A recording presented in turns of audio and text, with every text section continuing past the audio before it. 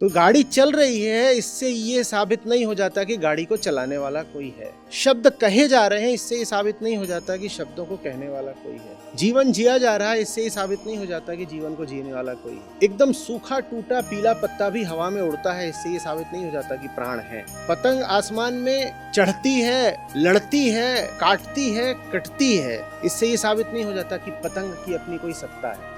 इंसान जितना संवेदनशील हो सकता है दूसरे इंसान के प्रति, मशीन उससे ज्यादा संवेदनशील है। तो मैं पूछ रहा हूं, अगर मशीन से बात करते वक्त आपको ये धोखा हो सकता है कि ये तो इंसान है शायद, तो ऐसा क्यों नहीं हो सकता कि आप जितने इंसानों के आज तक संपर्क में रहे हैं वो मशीन ही हो। वही बात यहाँ श्री कृष्ण गीता में कह रहे हैं। वो कह रहे हैं कि ये बात संभावना की नहीं है, ये बात निश्चित है कि जितने इंसानों से बात कर रहे हो वो सब मशीन ही, सब मशीन। इंसान तो कोई लाखों करोड़ों में एक होता है पार्थ।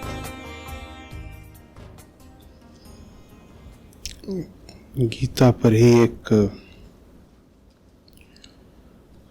बहुत पहले की चर्चा के दौरान शायद आज के श्लोक का ही संदर्भ रहा होगा।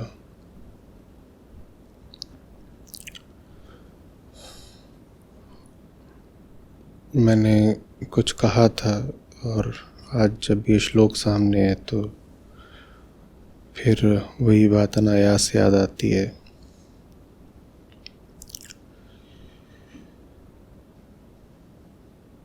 कहा था कि कर्ता भाव गलत नहीं है, झूठ है।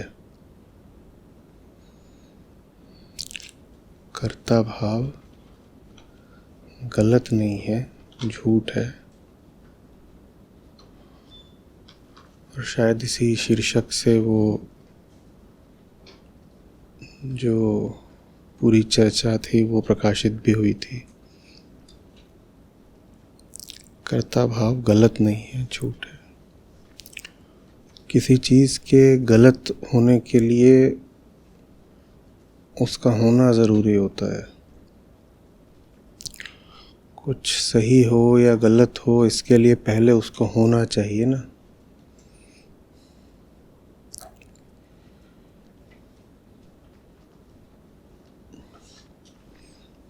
कुछ सही हो, गलत हो, अच्छा हो, बुरा हो, इसके लिए पहले उसका अस्तित्व आवश्यक है।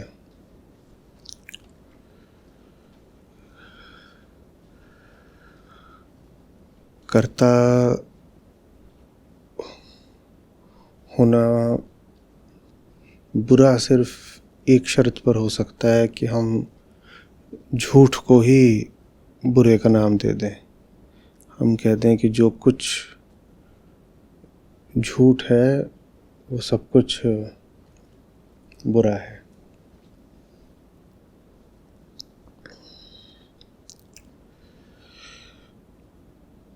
एक बात ये स्मरण आती है और दूसरी बात ये कि जीवात्मा और पुनर्जन्म को लेकर के पिछले कुछ महीनों में हम जो चर्चाएं करते रहे हैं,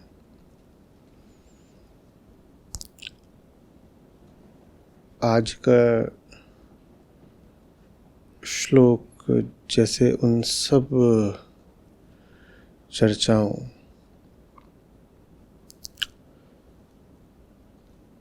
को एक निष्कर्ष दे देने के लिए है।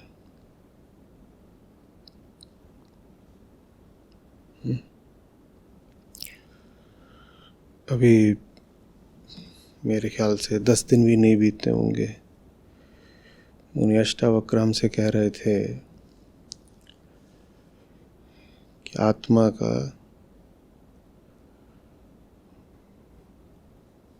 भाव से कोई संबंध नहीं है।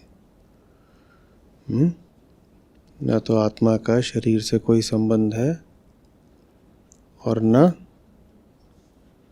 शरीर का आत्मा से कोई संबंध है।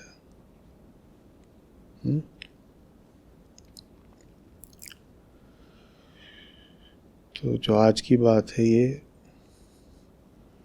उस विषय को भी एक बहुत ठोस निष्कर्ष दे देगी।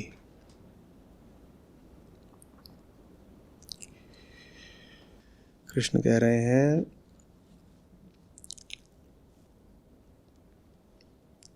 जो कुछ भी तुम गति होते देख रहे हो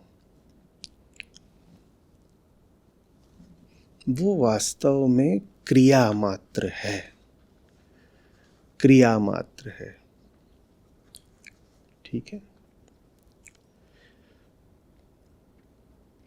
उसको कर्म तक कहना उचित नहीं होगा, वो क्रिया है।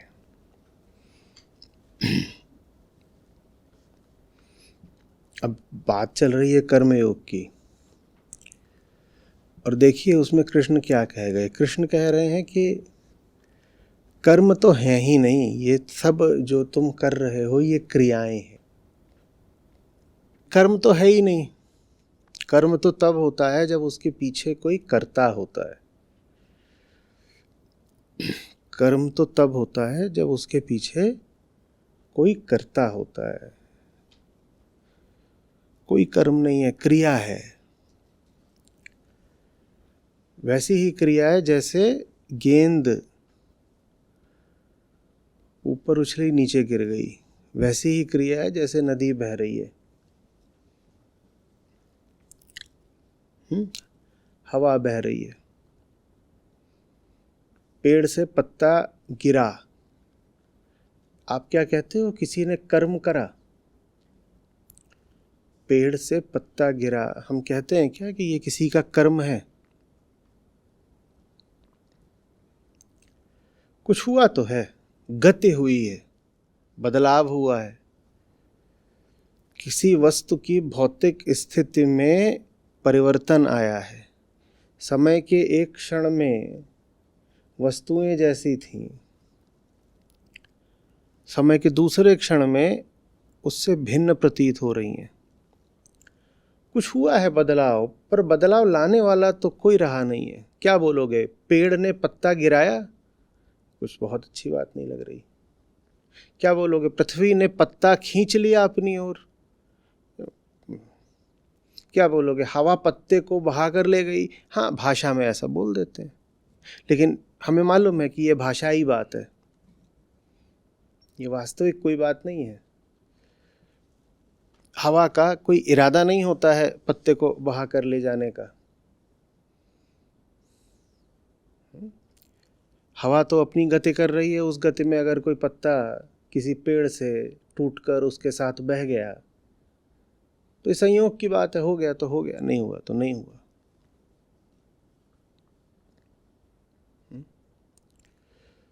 तो क्रियाएं होती हैं इस जगत में, और जड़ और चेतन में अंतर बस इतना ही है कि जो अपने आप को चेतन बोलता है उसको ऐसा भ्रम होता है जैसे कि जो क्रिया हो ही रही है, प्रकृतिगत कारणों से, गुणगत कारणों से जो क्रिया हो ही रही है उसे करने वाला कोई है। और कौन है? मैं हूं।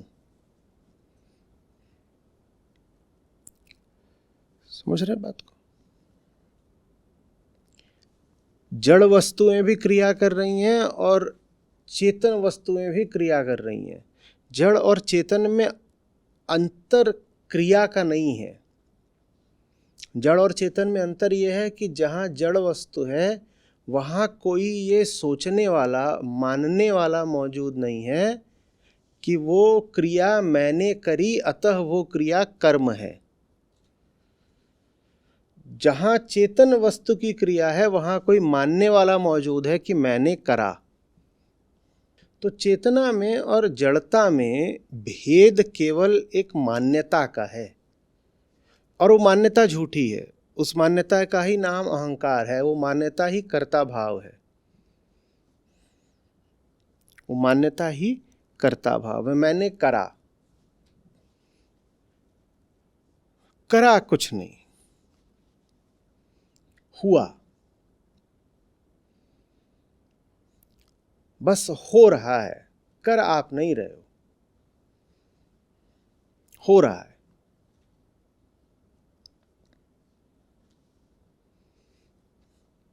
आप क्यों नहीं कर रहे हो? क्योंकि करने के लिए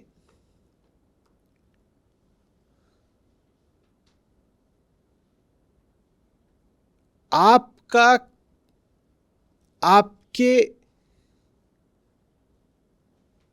कर्म से कुछ भेद जरूरी है, एक दूरी आवश्यक है।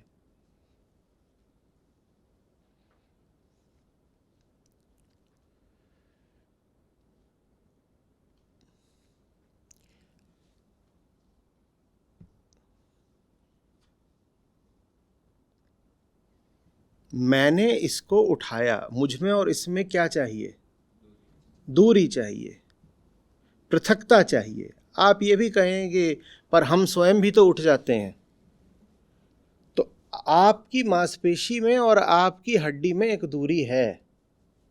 आपकी मांसपेशी आपकी हड्डी को उठा रही है, और कोई बैठा हुआ है भीतर। अभी हम अपनी जो हमारी साधारण मान्यता रहती है हमारे शरीर की एनाटॉमी की, उसको ले लें।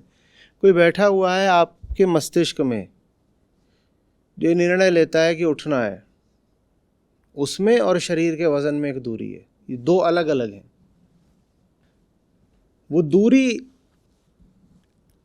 सिर्फ तब हो सकती है जब आप निर्लिप्त हों।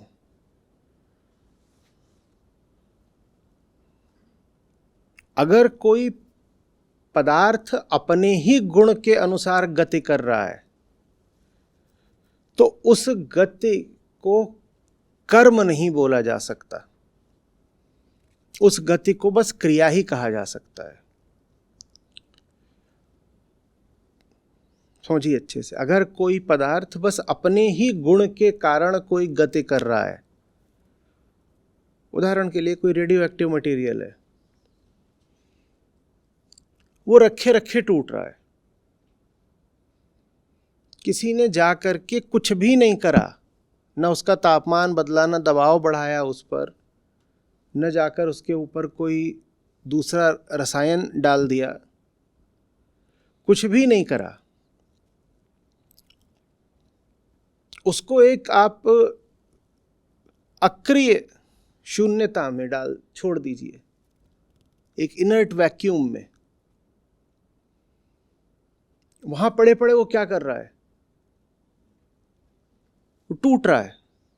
इसको आप कर्म नहीं बोल सकते, ये उसका गुणधर्म है। ये कर्म नहीं है, ये उसका गुण मात्र है। इसको अधिक से अधिक आप ये बोलोगे क्रिया हो गई, वो टूट गया। और टूटने से ऐसा ही नहीं कि वो बस बदल गया, वो आपको रोशनी भी दे रहा है। उसके टूटने से ऊर्जा पैदा हो रही है, आप उसको देख रहे हो, कह रहे हो अरे वो तो चमक रहा है।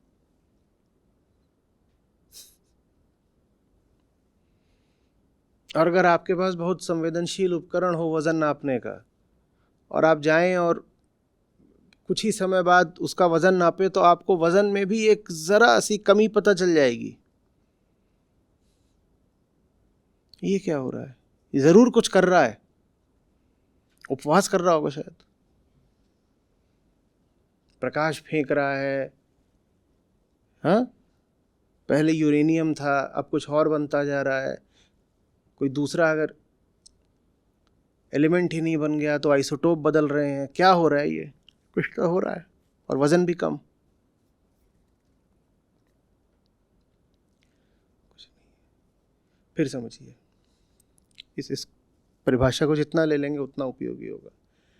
अगर कोई इकाई सिर्फ अपने गुण के अनुसार गति करती है तो उसको कर्म नहीं कहा जा सकता। वो बस गुण धर्म का पालन करा गया है, वो बस प्रकृति का खेल है। झूठ है ये कह देना कि वहां चेतना सम्मिलित है। हाँ, कुछ हुआ, लेकिन किसी ने किया नहीं। कुछ हुआ लेकिन किसी ने किया नहीं। बताओ कौन है करने वाला वहां? क्योंकि करने वाला कोई नहीं है। तुम्हारे पास बस डींगे हाँकने का अधिकार है कि मैंने किया।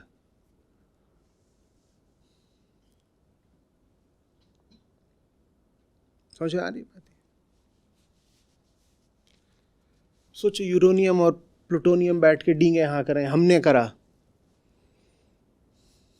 हमने करा। और क्या करा? कुछ नहीं। जब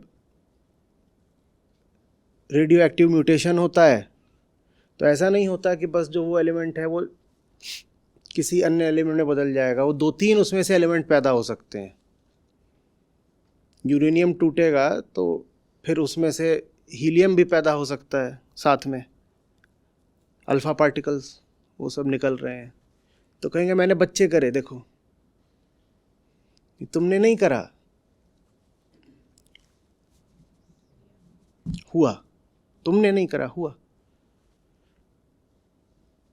और आप उसको बिल्कुल छोड़ दीजिए, मैं कह रहा हूं इनर्ट वैक्यूम में, तब भी होगा।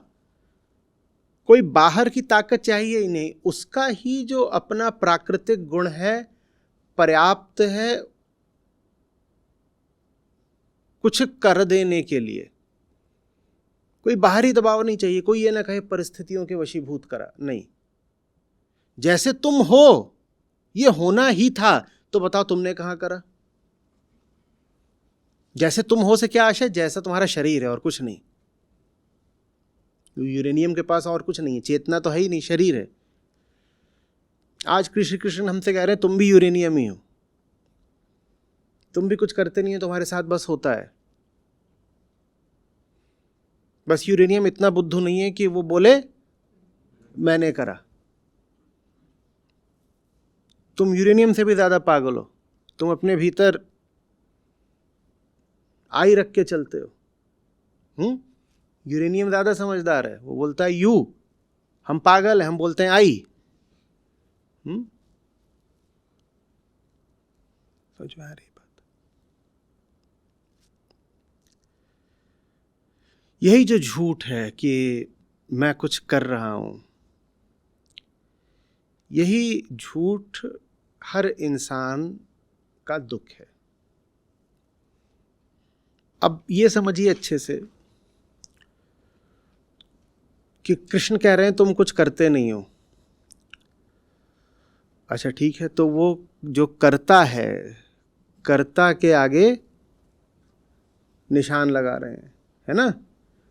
कर्ता को ऐसे उन्होंने स्ट्राइक आउट कर दिया। लेकिन हम ये भी जानते हैं कि जो करता है वही भोगता है, और दोनों का साझा नाम है अहम। कर्ता बराबर भोक्ता, और दोनों के लिए ही जो नाम है वो है अहम। तो अगर कर्ता नहीं है तो अहम भी नहीं है। तो अगर कृष्ण कह रहे हैं कि कर्ता नहीं है कोई, तो वो सीधे सीधे कह रहे हैं कि इन तीन में जो बीच वाला है वो है ही नहीं। तुमने झूठ मूठ उसकी हस्ती बना रखी है। और मजेदार बात यह कि ये सारी बात उसी को समझाई जा रही है। उसको कहा जा रहा है बेटा तुम हो ही नहीं, और वो हक्का बक्का मुंह फाड़े देख रहा है। अरे मेरी कोई इज्जत ही नहीं है। मतलब ये भी नहीं बोल रहे कि तुम गलत हो, गंदे हो, दुर्गुणी हो, पापी हो, झूठे हो, क्षणभंगुर हो। सीधे उसको एकदम बर्खास्त कर दिया है। क्या कह के? तुम हो नहीं। इससे बड़ा अपमान क्या होगा? कृष्ण की ओर आप देखेंगे तो कहेंगे इससे बड़ा एहसान क्या होगा? तुम्हारी एक ही तो समस्या है, तुम्हारी अपनी हस्ती। बेकार में उसको ढोए हुए घूम रहे हो। सब कुछ करने वाला कोई और है, तुम अपने कंधों पर जिम्मेदारी डाले हुए हो और परेशान होते रहते हो।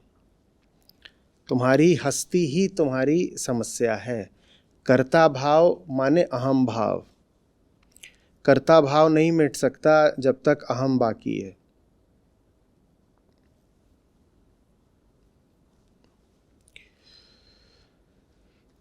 समझ रहे हो?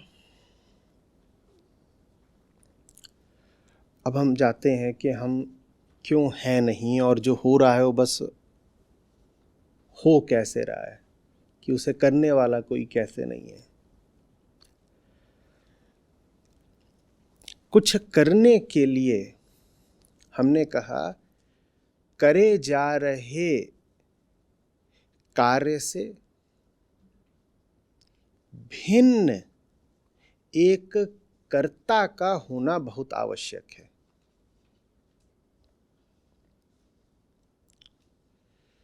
समझ रहे बात को?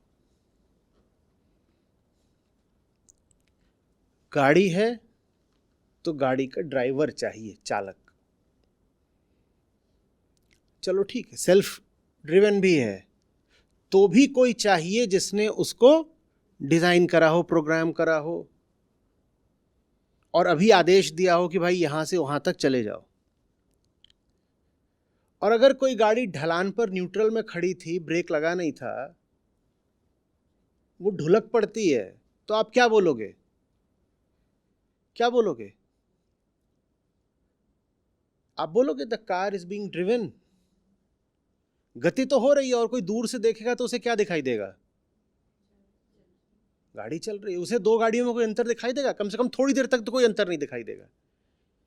एक गाड़ी के भीतर एक चालक बैठा है जो गाड़ी से बिल्कुल भिन्न है, जिसमें गाड़ी का कोई गुण नहीं है। वो जो चालक है वो चेतना मात्र है। एक गाड़ी ऐसी है, और दूसरी गाड़ी है जो अपने ही गुण के अधीन होकर ढलान पर चल पड़ी है। ये दोनों गाड़ियां दूर से देखने पर कैसी दिखाई देंगी? कम से कम 15-20 सेकंड तो ऐसे लगेगा कि एक ही जैसी है। फिर जब वो जाकर कहीं गिर जाएगी तब कहोगे क्या ये आदमी इसके अंदर पागल था क्या? और तलाशोगे तो कहोगे कि आदमी तो था ही नहीं। समझ में आ रही बात? तो गाड़ी चल रही है, इससे ये साबित नहीं हो जाता कि गाड़ी को चलाने वाला कोई है। शब्द कहे जा रहे हैं, इससे ये साबित नहीं हो जाता कि शब्दों को कहने वाला कोई है। जीवन जिया जा रहा है, इससे ये साबित नहीं हो जाता कि जीवन को जीने वाला कोई है। एकदम सूखा टूटा पीला पत्ता भी हवा में उड़ता है, इससे ये साबित नहीं हो जाता कि प्राण है। पतंग आसमान में चढ़ती है, लड़ती है, काटती है, कटती है, इससे ये साबित नहीं हो जाता कि पतंग की अपनी कोई सत्ता है। और अब तो एआई का जमाना है, उससे बेहतर उदाहरण क्या हो सकता है? पतंग वगैरह का उदाहरण आते ही आप कहेंगे देखो अरे लेकिन पर ये बात तो नहीं कर पाती ना, पर ये चैतन्य तो नहीं लगती ना। बोलिए कितनी चेतना वाला आपको मनुष्य देखना है, आज विज्ञान आपको तैयार करके दे देगा। और ट्यूरिंग टेस्ट है, उसको अभी भी माना जाता है। क्या है वो टेस्ट? कि आपके सामने एक मशीन ला दी गई है, आपको उसका मुंह नहीं दिखाया जा रहा, और आप उस मशीन से बात करते हैं। आपको बताया नहीं गया है कि वो मशीन है कि इंसान है, क्या है। आपको कहा गया इससे बात करिए, आप बात करते हैं उससे, और आप पता नहीं लगा पाते कि वो मशीन है कि इंसान है। तो इससे ये साबित हो जाता है कि उसमें सेंटियंस आ रही है।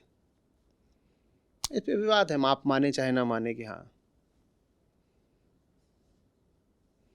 अगर आप किसी मशीन से बात करते हैं और बात करने के बाद आपको यही लगता है कि आपने एक इंसान से बात करी है, तो इससे क्या साबित हो जाता है? कि आपने शायद जिससे बात करी है वो चैतन्य ही होगा, उसको मशीन बोलना भी उचित नहीं है।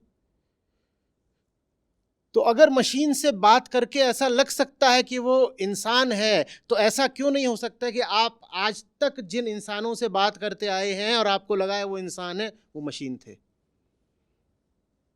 मैं बात को शीर्षासन करा रहा हूं थोड़ा सा।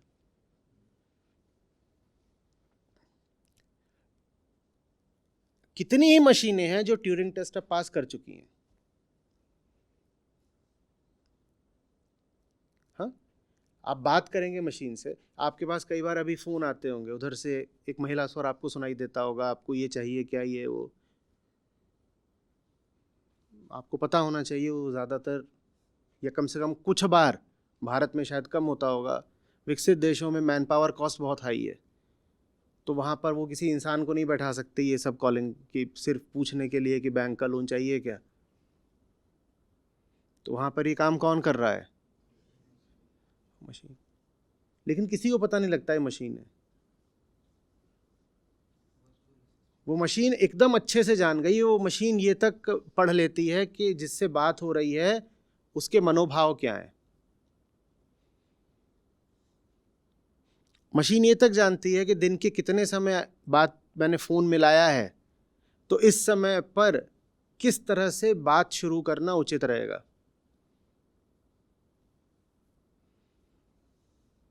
मशीन सब जान जाती है।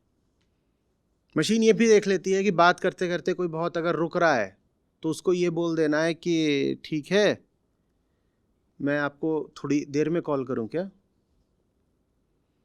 इंसान जितना संवेदनशील हो सकता है दूसरे इंसान के प्रति, मशीन उससे ज़्यादा संवेदनशील है।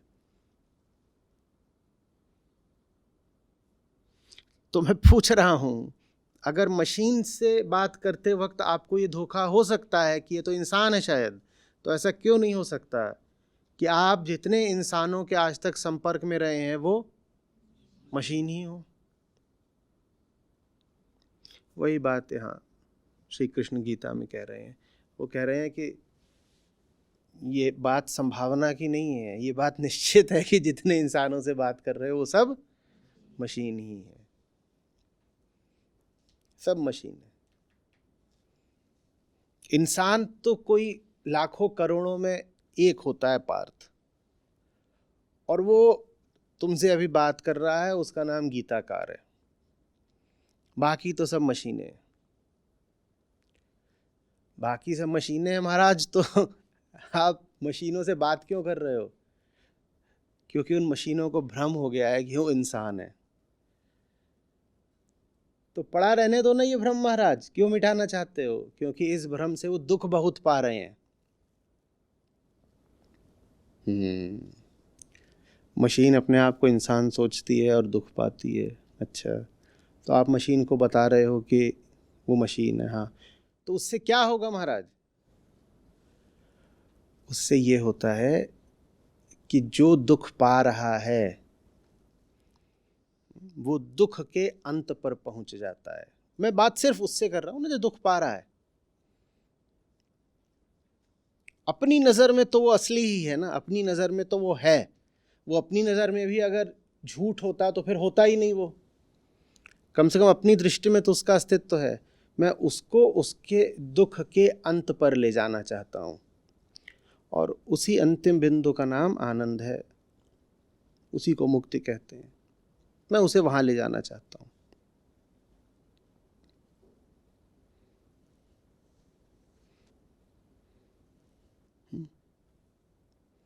वहाँ जहाँ पर मुक्ति है, कृष्ण अब बताइएगा, गूढ़ प्रश्न है, क्या वहाँ पर मुक्तेच्छा भी है? क्या वहाँ मुक्त कर्म भी है? कृष्ण मुस्कुराते हैं, कहते हैं हाँ, वहाँ पर है मुक्तेच्छा, फ्री विल। सिर्फ वहीं हो सकती है जहाँ पहले फ्री एग्जिस्टेंस हो। अगर अस्तित्व ही मुक्त नहीं है तो इच्छा, कामना, विचार, भावना कुछ भी कैसे मुक्त हो सकते हैं? पर बहुत दूर की कौड़ी हो गई ना। कैसी बात कर ली पार्थ? बंधन की स्थिति में तुमने कह दिया कि मुक्ति और मुक्ति की कामना। बात कितनी विचित्र है। जब आप सोचते हो कि आप कर रहे हो तब आप कर नहीं रहे होते, क्योंकि आप तो गुणों के बंधन में हो। जो बंधन में है वो क्या कर्म करेगा? कुछ भी नहीं। उसके ऊपर तो प्रकृति के गुण राज कर रहे हैं। वो जो कुछ भी कर रहा है उससे वो गुण करवा रहे हैं, तो वो कुछ करता नहीं। जब तक आप हो तब तक आप कुछ कर नहीं सकते। जब तक आप हो तब तक आप कुछ कर नहीं सकते, तब तक आपसे बस करवाया जा रहा है। जब तक आप अपनी दृष्टि में हो, होना बहुत ज़रूरी है। ये बात एग्जिस्टेंस, अस्तित्व समझनी बहुत बहुत ज़रूरी है।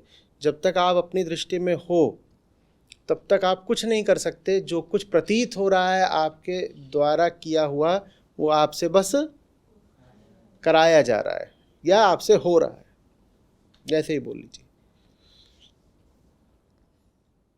और जब आप नहीं होते हो तब आप वो हो जाते हो जो कर सकता है। सर चकरा गया, क्या कह रहे हो केशव? यही तो बात है। जो नहीं है वो सब कुछ कर सकता है। अभी हम 2 ही 4 दिन में लाओ त्ज़ू से मिलेंगे। वहाँ पे आप इस बात को बिल्कुल इसकी पूर्णता तक पहुँचते देखिएगा। जो नहीं है वो न होकर सब कुछ कर सकता है। जो हुआ बैठा है वो अपने होने के कारण ही कुछ नहीं कर पाएगा।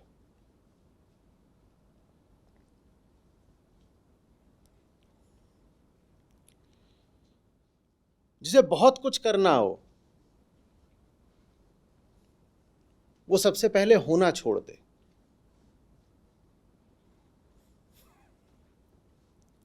बहुत कुछ तभी हो सकता है जब आपके द्वारा ना हो। आप हो तो कुछ नहीं होगा। शायद हमारी कोई की चेन थी, उस पर लिखा था, किसी को याद हो तो, क्या लिखा था? You are the obstacle in your own way. हाँ,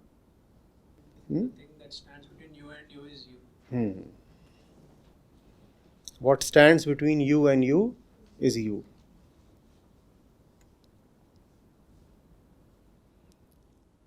आप जब तक हो तब तक आप वास्तव में हो नहीं सकते। इसी को और अगर साधारण शब्दों में कहना है तो वो ये हो जाएगा, अहम जब तक है आत्मा हो नहीं सकती।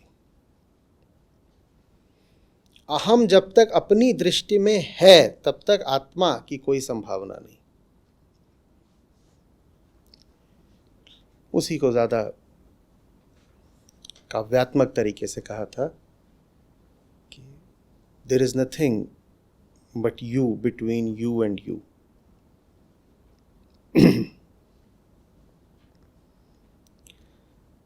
मुझ में आ रही है बात?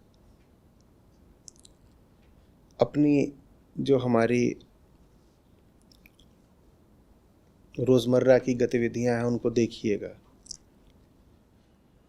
क्या कुछ भी ऐसा है जो हम बिना कामना के करते हैं? नहीं। और कामना उठती है प्रकृतिगत गुण से, है ना?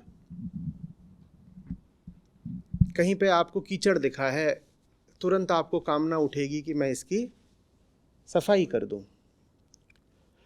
और एक सूअर आता है, उसे कीचड़ दिखाई देता है, उसको तुरंत कामना उठती है कि मैं इसमें लौट जाऊं। क्या आपकी कामना सचमुच आपकी थी और सूअर की थी?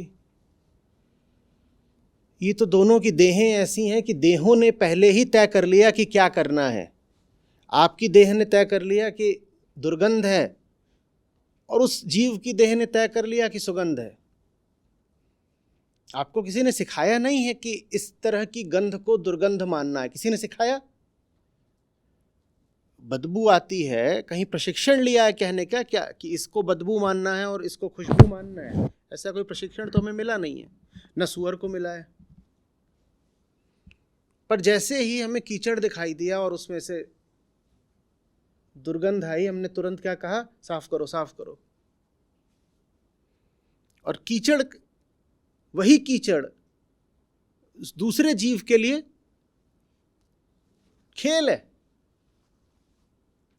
बोला लेट जाओ, बड़ा मजा आता है इसमें, और थोड़ा बहुत खा भी लो, कोई दिक्कत नहीं है। ना आपने फैसला किया ना उसने फैसला किया, ये तो दोनों की देहें हैं जो फैसला कर रही हैं।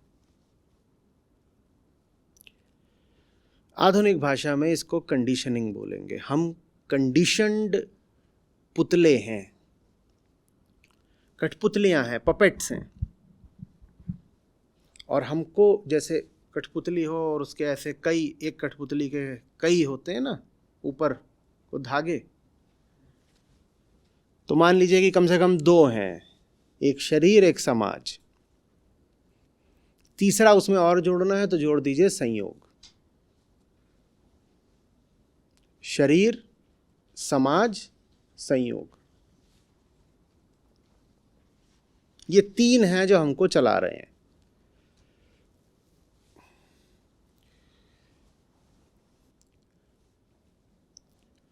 क्या कह रहे हैं कृष्ण? ये तभी समझ में आ सकता है जब हम में अपनी ही स्थिति के प्रति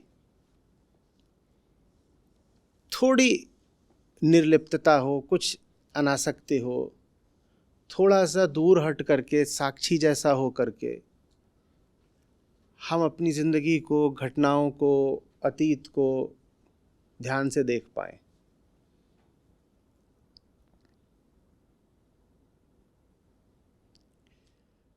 और फिर आप अपने आप से पूछें कि जो कुछ भी हुआ है और हो रहा है उसमें इन तीन के अलावा कोई मालिक है क्या? हम सतरजतम की बात नहीं कर रहे, मान लो सतरजतम यही तीन है, यही तीन, शरीर, समाज, संयोग। और उसमें जोड़ना हो तो आप समय भी जोड़ सकते हो, सब ठीक है, पर संयोग में समय आ गया, संयोग में समय आ गया। संयोग में स्थिति और समय आप दोनों को मान लो, अलग अलग लिखना हो अलग अलग लिख लो। ये सब बस विस्तार की बात होती है और संदर्भ की बात होती है। कहीं पर आप पढ़ोगे तो किसी चीज़ को लिखा जाएगा ये 3 प्रकार की होती है, फिर कहीं पढ़ोगे तो 5 प्रकार की बता दी जाएगी। उसको ये मत मान लेना कि वो दोनों जो वहाँ विद्वान बातें कह रहे हैं वो दोनों अलग अलग बातें कह रहे हैं। बस एक ने 3 में कहा था, दूसरे ने उसी 3 में से किसी बात को विस्तार देकर 5 बना दिया, ठीक है। और ये भी होता है कई बार कि एक ही व्यक्ति कई बोले कि फलानी चीज़ 2 प्रकार की होती है और दूसरे मौके पे कह दे कि 4 प्रकार की होती है, तो इसका मतलब ये नहीं है कि विरोधाभास, इसका मतलब बस ये है कि पहले जो बोला था उसी को और विस्तार में बोल दिया है और कुछ नहीं। तो हम कई मौक़ों पे मैंने कहा है कि कंडीशनिंग 2 तरह की होती है बस, फिजिकल और सोशल, ठीक है। उसको आप एक तरह की भी बोल सकते हो, प्राकृतिक, प्रकृति बोलते ही उसमें सब आ गया, शरीर समाज। फिर थोड़ा खोल के बोलोगे तो कह दोगे शरीर और समाज। फिर थोड़ा और उसको आप खोल करके बोलेंगे तो क्या, अभी हमने क्या कह दिया है, शरीर, समाज और संयोग।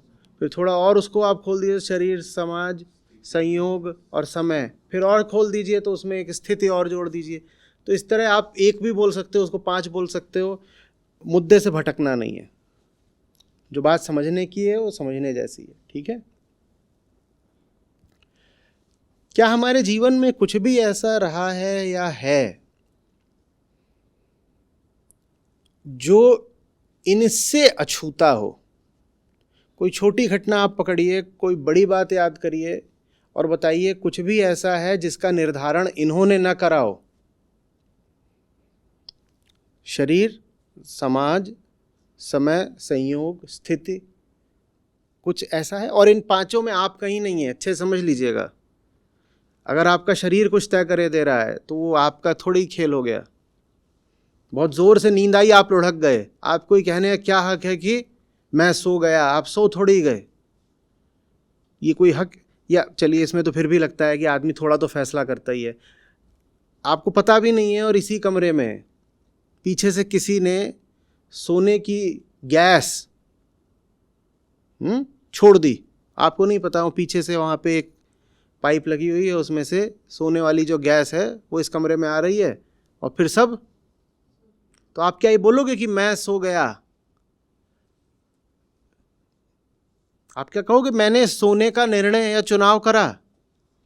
नहीं करा ना। तो शरीर का काम है। और हुआ क्या है? जो हुआ है वो पूरे तरीके से रासायनिक है, रासायनिक ही है ना। वो थी, वो आपकी नाक के माध्यम से यहाँ भीतर पहुंची और भीतर क्या हुआ? सीधे सीधे बिल्कुल वही चीज़ जो किसी प्रयोगशाला की टेस्ट ट्यूब में होती है, बिल्कुल वही चीज़ हुई ना फेफड़े के अंदर। फेफड़े के अंदर हुई, फेफड़े के अंदर कुछ हुआ, उससे संकेत कहाँ को गया, यहाँ को गया, यहाँ को गया, फिर यहाँ पर भी कुछ रासायनिक गतिविधि हुई और उस गतिविधि के फलस्वरूप यहाँ पर जो मशीन थी उसने क्या तय किया, स्वयं ही, आपसे नहीं पूछा, स्वयं ही क्या तय करा, शटडाउन। आपसे नहीं पूछा, आपको तो बस ये ऐसे होगा कि आपसे पूछने कौन आ रहा है, आपको तो कुछ भी पता नहीं, आपको ये पता नहीं कि गैस है, आपको ये भी पता नहीं कि यहाँ भीतर क्या हुआ, आपको ये भी पता नहीं कि यहाँ भीतर जो हुआ फेफड़ों में वो चीज़ यहाँ पहुँच गई, फिर यहाँ पे क्या हुआ, वो मशीन है उसने स्वयं ही सब सारा सब कुछ खुद ही तय कर दिया और आप कुर्सी से लुढ़क गए बस। तो शरीर है, आपसे पूछ के नहीं चलता।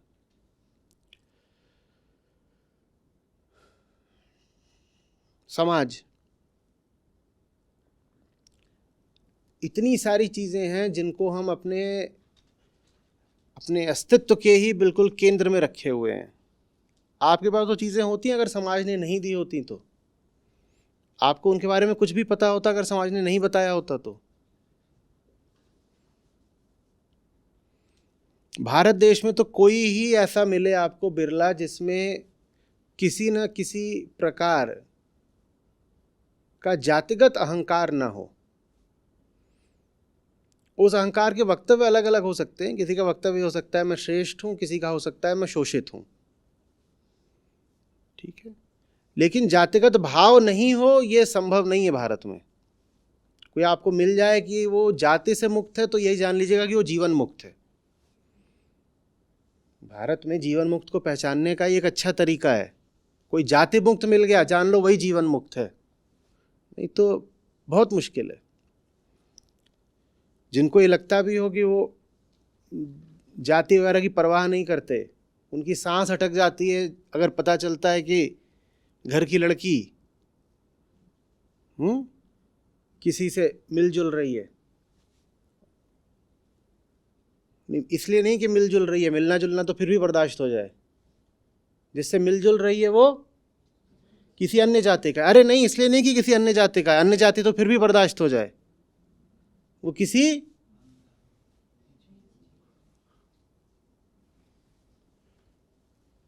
तुझे यही मिला था।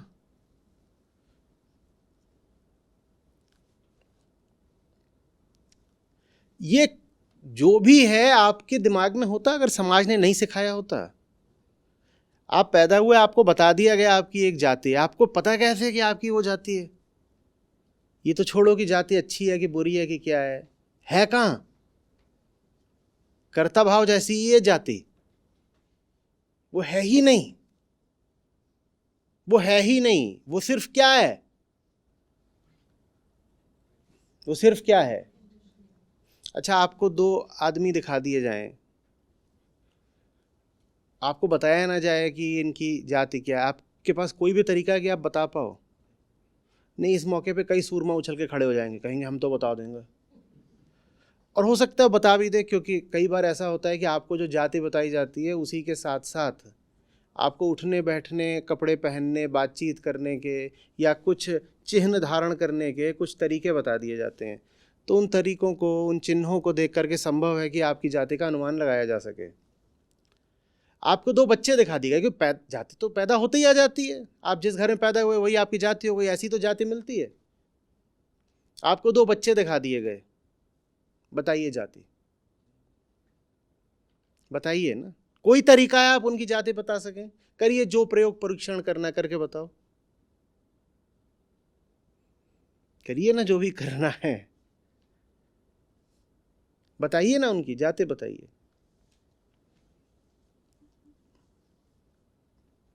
तो शरीर में तो कहीं नहीं है जाति, और कहाँ है फिर जाति? अब बिल्कुल हो सकता है कि वो बच्चे ही 10-15 साल बाद कट्टर जातिवादी हो गए हों। यही बात धर्म की है, दो बच्चे पैदा हुए हैं, धर्म बता दो उनका। अब बहुत संभावना उनमें से ही एक फिर धर्म के नाम पर जिंदगी भर द्वेष करे, द्वेष फैलाए और 5-7 हत्याएं भी कर दे किसी तरीके से।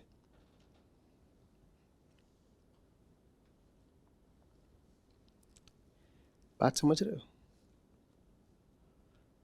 आप बताओ ना, जाति कहाँ है? आप जाति का बड़ा गुरूर लेके घूम रहे हो, सर पे एक डंडा पड़ जाए सारी अहंता गायब हो जाएगी, जाति ही कहाँ बचेगी? बताओ ना, बचेगी क्या? जो भी आपका जाति सूचक चिन्ह है उसी को देख के कहोगे ये क्या आ गया, ये कहाँ से आ गया, क्यों आ गया, मतलब क्या इस बात का, ये क्या चीज है? लेकिन उस जाति के चलाए हम कितना चलते हैं ना, मैं बताऊं कितना चलते हैं। भारत की पूरी जनसंख्या ही जाति का परिणाम है।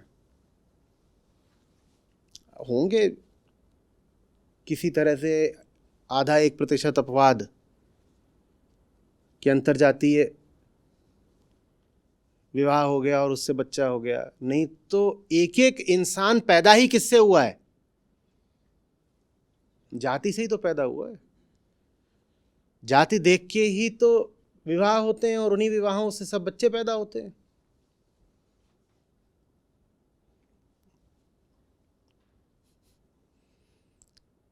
इस हद तक चलाता है हमें समाज कि हमें शारीरिक अस्तित्व भी समाज ही देता है। हम दो चेतनाओं के संयोग की नहीं, सामाजिक वर्जनाओं की पैदाइश हैं।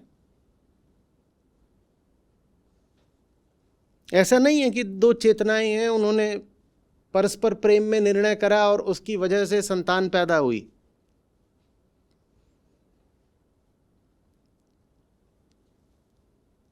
सामाजिक वर्जना ने कुछ तय करा और उससे संतानें पैदा हुई हैं, वो 140 करोड़ हो गई हैं अब। और उनका दावा यह है कि वो हैं, तुम हो कहां? तुम्हारी तो हस्ती ही समाज ने तय करी थी, तुम्हारे माँ बाप ने नहीं तय करी थी। तुम होगे ये बात समाज ने तय करी थी, तुम्हारे माँ बाप ने नहीं तय करी थी।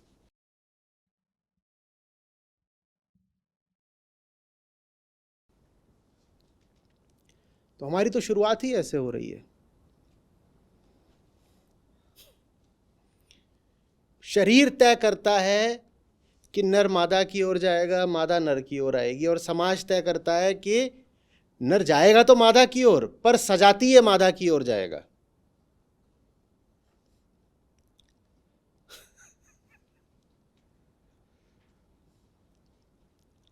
और परिवार तय करता है कि नर मादा की ओर ही जाएगा और सजातीय मादा की ओर ही जाएगा, और समान आर्थिक स्थिति वाली ही मादा की ओर जाएगा।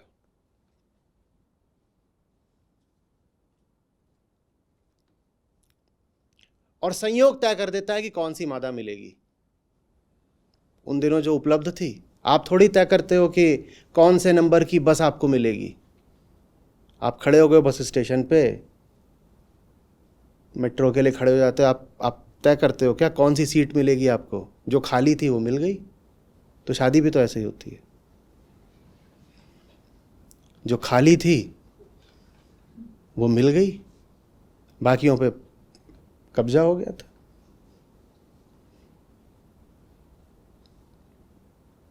क्यों आप बोलते नहीं हो?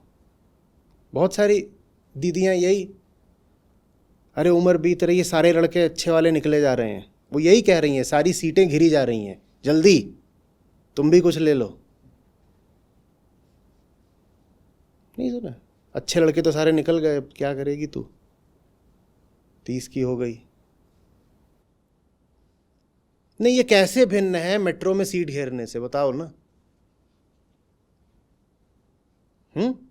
सीटें तो सारी घिर गई, अब तुझे नहीं मिलेंगी।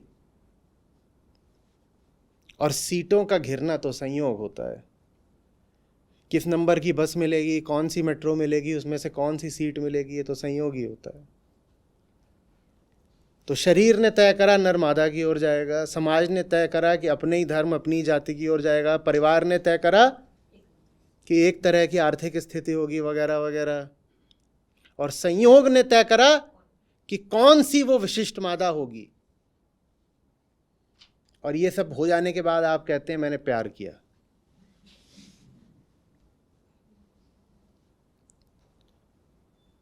और वहाँ जा कर के पता नहीं वो प्री वेडिंग पोस्ट वेडिंग कराते हैं। वो अगर कराना भी है तो इन चार को कराना चाहिए, शरीर, समाज, परिवार, संयोग, ये चारों मिलकर नाचे। तुम काहे को नाच रहे हो? तुम तो हो ही नहीं, तुमने तो कुछ किया ही नहीं है उसमें। बच्चा पैदा होता है, उसके नाम के साथ बाप का नाम क्यों लगा रहे हो? बाप तो हो ही नहीं। उसके नाम के साथ पहला नाम तो ठीक है लगा दिया, पहला नाम तो शरीर का ही होता है, दूसरा नाम होना चाहिए परिवार का, तीसरा समाज का होना चाहिए, चौथा संयोग का होना चाहिए, और आगे और बहुत सारे अनियंत्रित और अनाम अज्ञात कारक हैं जिनसे उसकी पैदाइश हुई है। हमारे एक मालिक थोड़ी, अनंत मालिक है। हमने अभी कहा 3 कारण हो सकते हैं, 3 हमारे मालिक हैं, कठपुतली को नचाने वाली 3 डोर हैं, फिर हमने कहा 5 हो सकती हैं। आप सचमुच देखो तो 10, 20, 50 और आगे बढ़ोगे तो और गिनते जाओगे, 100, 500 अनंत डोरें हैं जिनसे वो कठपुतली नाच रही है। लेकिन हम ऐसे दिखाते हैं जैसे एक हम हैं, एक हमारे पिताजी हैं, और नाम लगा देते हैं, एक हमारा नाम और एक कुल का नाम, ऐसे लगा देते हैं। ऐसे होने ही नहीं चाहिए, नाम बहुत लंबे होने चाहिए। तो कैसे आए तुम? एक तो चलो मेरा नाम शरीर का नाम हो गया, ठीक है। उसके बाद एक उस मेट्रो का नाम जिसमें संयोग से पिताजी माताजी मिल गए थे। एक उस भैंस का नाम जो मेट्रो के आगे आ गई थी, तो मेट्रो वाले ने ज़बरदस्त ब्रेक मारा, जब ब्रेक मारा तो माताजी उछल के पिताजी पे आ गई। तो भाई मेरी पैदाइश बिना उस भैंस के हो ही नहीं सकती थी। न होती वो भैंस, न लगता ब्रेक, न उछलती माताजी, और न पिताजी के भीतर होती ज़बरदस्त गतिविधि, न होती वो गतिविधि तो मैं पैदा ही नहीं होता।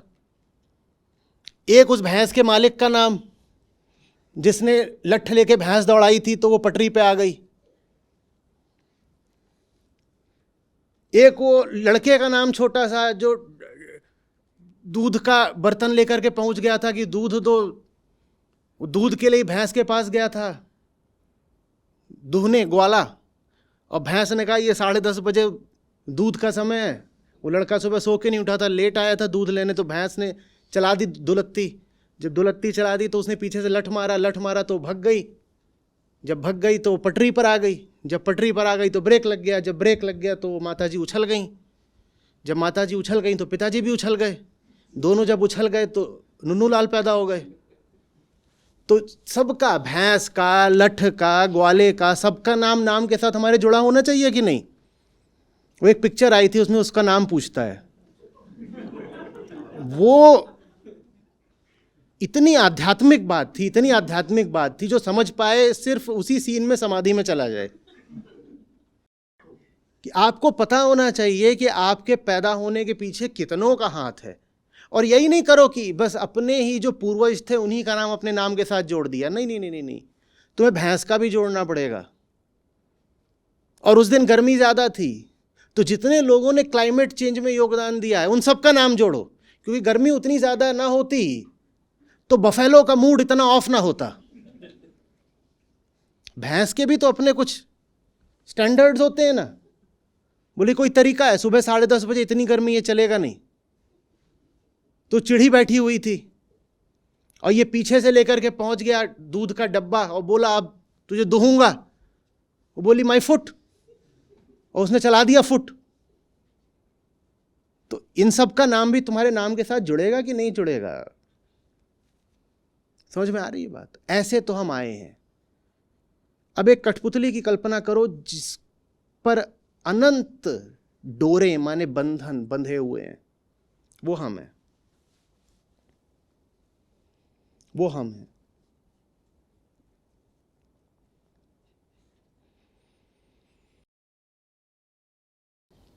अहंकार ये मानने से इनकार करता है। वो कहता है मैंने किया, मैंने चुना। तुमने क्या चुना? तुमने क्या चुना? जिस पर आज जान देते हो, वो हो सकता है कि वो लड़की या लड़का तुम्हारे ही मोहल्ले का हो। जब तक तुम 10 वर्ष के थे तब तक वो तुम्हें बिल्कुल नहीं सुहाता था, क्योंकि तब तक तुम्हारे भीतर रसायन सक्रिय नहीं हुए थे ना।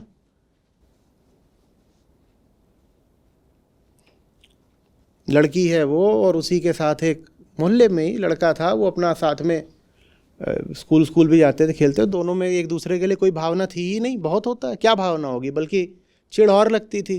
पता नहीं क्या समझता है अपने आप को बदतमीज। ये तो जरा सा ही ठीक नहीं लगता, क्योंकि तब तक दोनों की ही भीतरी जो ग्रंथियां थीं, काम ग्रंथियां, वो सक्रिय ही नहीं हुई थी। और फिर आती है 15 बरस की बाली उम्र, और कुछ कुछ होता है। तुमने क्या किया है? तुमने क्या किया?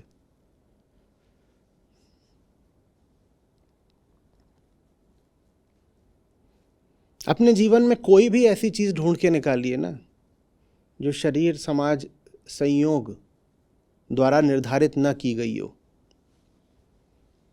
कुछ भी ऐसा खोज के निकालिए। और भाग्यवान होते हैं वो जिनके जीवन में एक भी ऐसी सद्वस्तु निकल आती है जिस पर शरीर समाज संयोग का ठप्पा ना लगा हुआ हो।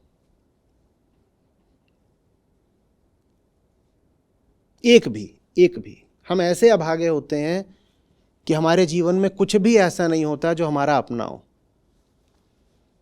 कुछ भी नहीं होता।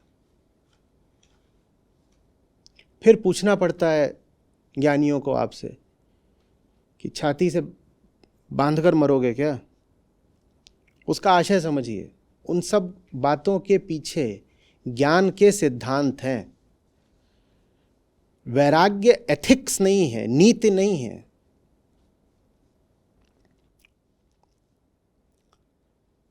वैराग्य के पीछे बहुत ठोस विज्ञान है, और वो विज्ञान यही है। वो विज्ञान आत्मज्ञान से आता है कि पता चले कि वो चीज मेरी तो है ही नहीं ना। जब मेरी नहीं है तो मैं उसमें निवेश क्यों कर रहा हूं?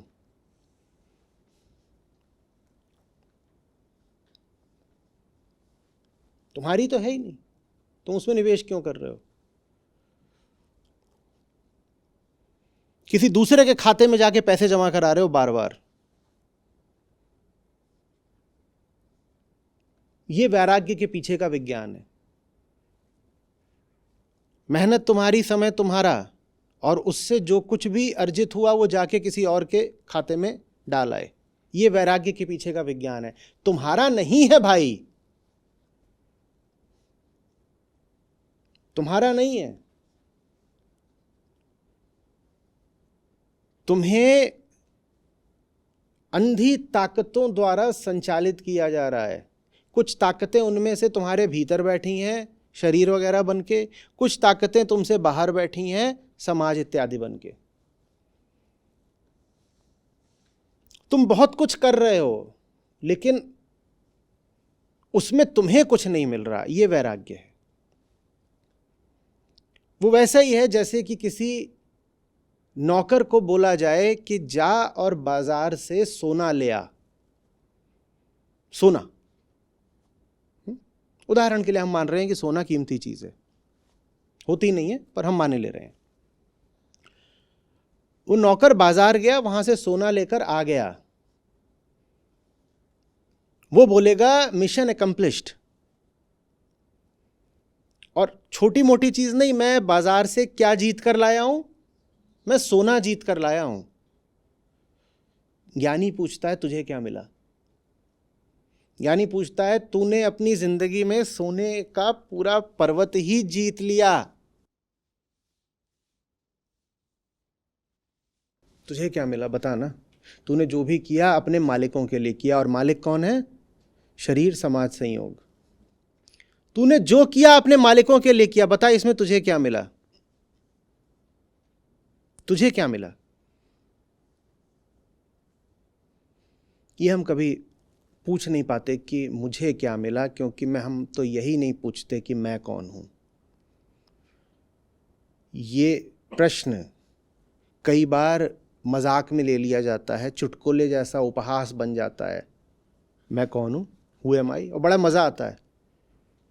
चुटकुले ऐसा लगता है। चुटकुले की बात नहीं है, मूर्ख बनने की बात है।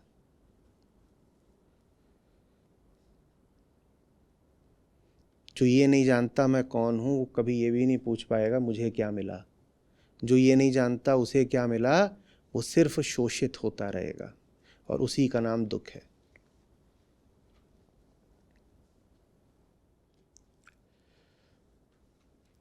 बहुत रुतबे रुआब के साथ गया था भाई बाजार,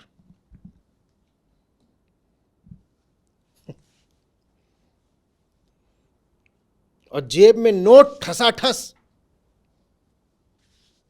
उछल के उबल के खौलते हुए नोट बाहर आ रहे हैं जेब से।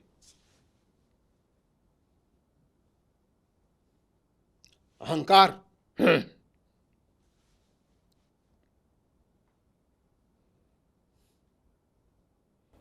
वहां जाकर के उसकी दुकान में, आभूषण विक्रेता है, सोने, हाँ दिखा, ये दिखा, वो दिखा, ऐसा है वैसा।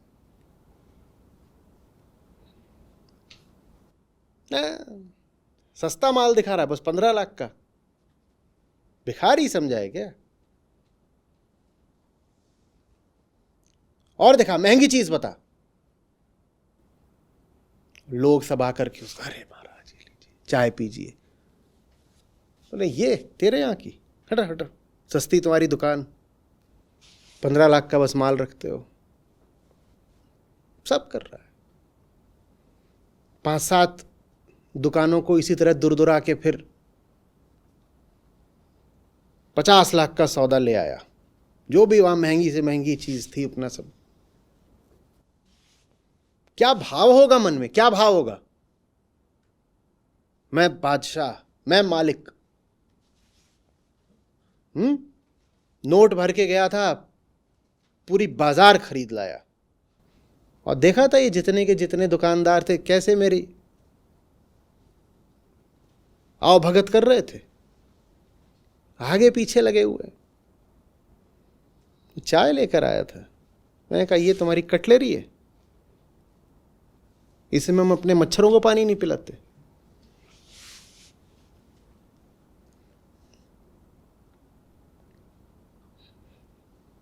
महाराज क्या आपने बात बोली, करुणा निधान, ये मच्छरों का भी इतना ख्याल रखते हैं। बोले तो हल्का आदमी समझे।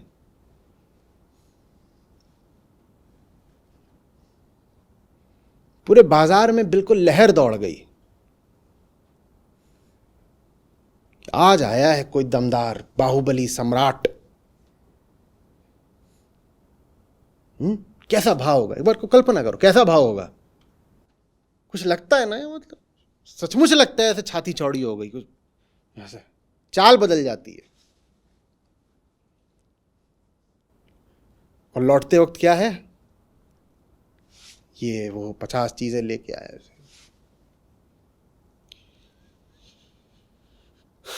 जो कुछ लेके आएगा उसको क्या करेगा, मालिक को सौंप देगा। 5 रुपया भी अगर जेब में बच गया है तो क्या करेगा, मालिक के आगे रख देगा। मालिक को सोना मिला, तुझे क्या मिला, समय और श्रम की बर्बादी। अंतर बस ये है कि उदाहरण में जो मालिक है वो बाहर है और शरीरी है, तो दिखाई पड़ता है कि वो रहा मालिक। वास्तविक जिंदगी में वो जो मालिक होता है वो कोई एक व्यक्ति नहीं है कि दिखाई पड़ ही जाए आवश्यक रूप से। सबसे पहले वो मालिक हमारे ही भीतर बैठा हुआ है। तो हमें नहीं पता चलता कि हमें बस नचाया जा रहा है। यही शोषण है असली। लोग 50 तरीके के शोषणों की बात करते हैं। लोग कहते हैं मुझे उसने लूट लिया, मेरा इतना पैसा ले गया। ये 3 हैं जो तुम्हारी पूरी जिंदगी, पूरी हस्ती ही लिए जा रहे हैं। शरीर, समाज, संयोग, ये हैं असली मालिक, ये हैं असली शोषक। सब लूट लिया इन्होंने, कुछ नहीं छोड़ा।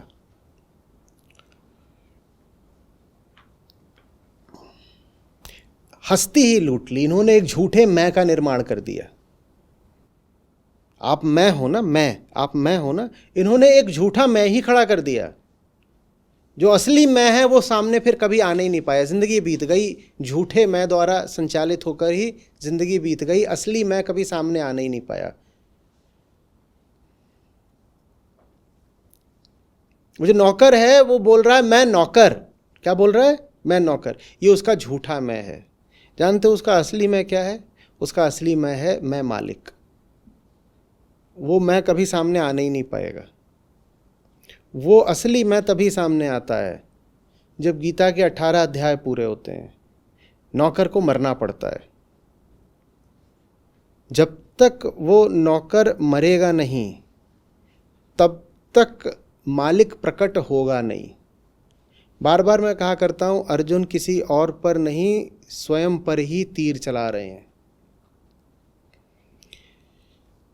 सामने जो खड़े हुए हैं वो सब अर्जुन के ही शरीरों के, समाजों के और संयोगों के ही तो प्रतिनिधि हैं। अर्जुन के शरीर के प्रतिनिधि कौन है? भीष्म और भाई। अर्जुन के समाज के प्रतिनिधि कौन है? और अर्जुन के संयोगों के प्रतिनिधि कौन है? वो सब लोग जिनसे संयोगवश कभी मित्रता हो गई थी। और संयोग भी क्या था? राजपुत्र हैं तो मित्रता भी उनकी किनसे ही हुई थी? अन्य राजपुत्रों से। और वही जिनसे बचपन में कभी दोस्ती करी थी, कुछ करा था, वही लोग अब सामने शत्रु बन के खड़े थे। अर्जुन का दिल कांप रहा था। इनके साथ खेलते कूदते थे, इन पे क्या तीर चलाना पड़ेगा?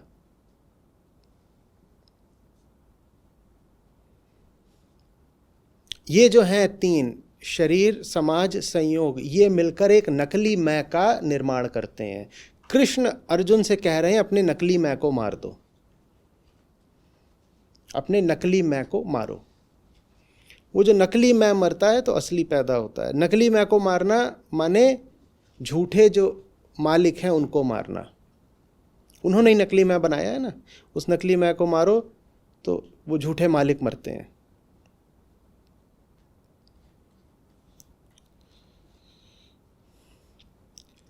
आ रही है बात? इस सवाल को अपने भीतर उतरने दीजिए। बहुत दर्द होगा, पर वो दर्द कैथार्टिक होगा। कुछ भी है जीवन में जो शरीर, समाज, संयोग के अतिरिक्त कहीं से आया हो, कुछ भी, एक सुई भी, 1 रुपया, 1 तिनका, 1 दाना, 1 क्षण, एक बात, एक रिश्ता, कुछ भी है ऐसा, करिए तो विचार। और यही सब कुछ जो बस इन 3 मालिकों ने हमें दे दिया है, हम उसी पे जिंदगी निछावर करे रहते हैं, है ना? बोलो।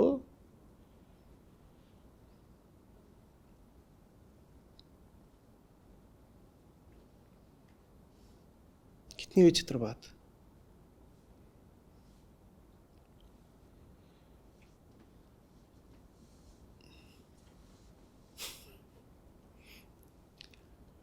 मैं आईआईटी में गया, मुझे हॉस्टल अलॉट हुआ, अरावली हॉस्टल। और वहाँ सब अगल बगल थे, तो हमारे एक तरफ काराकोरम था और दूसरी तरफ ज्वालामुखी हॉस्टल था। और वहाँ जा रहे हैं और पहले ही दिन, और जो हॉस्टल अलॉट हुए थे वो एंट्री नंबर के बेसिस पर हुए थे, एकदम रैंडम, एकदम रैंडम। एंट्री नंबर इस आधार पे आया था कि किसने आईआईटी दिल्ली चुनी, किसने नहीं चुनी। आईआईटी दिल्ली किसने चुनी, किसने नहीं चुनी, इसमें बहुत सारे संयोग थे। किसकी क्या रैंक आई, किसको क्या ब्रांच मिली, किसके दिमाग में क्या बात डाल दी गई, और किसका घर कहाँ पे। बहुत लोग तो इसी आधार पे चुनते हैं कि जो घर के पास वाली वही ले लो।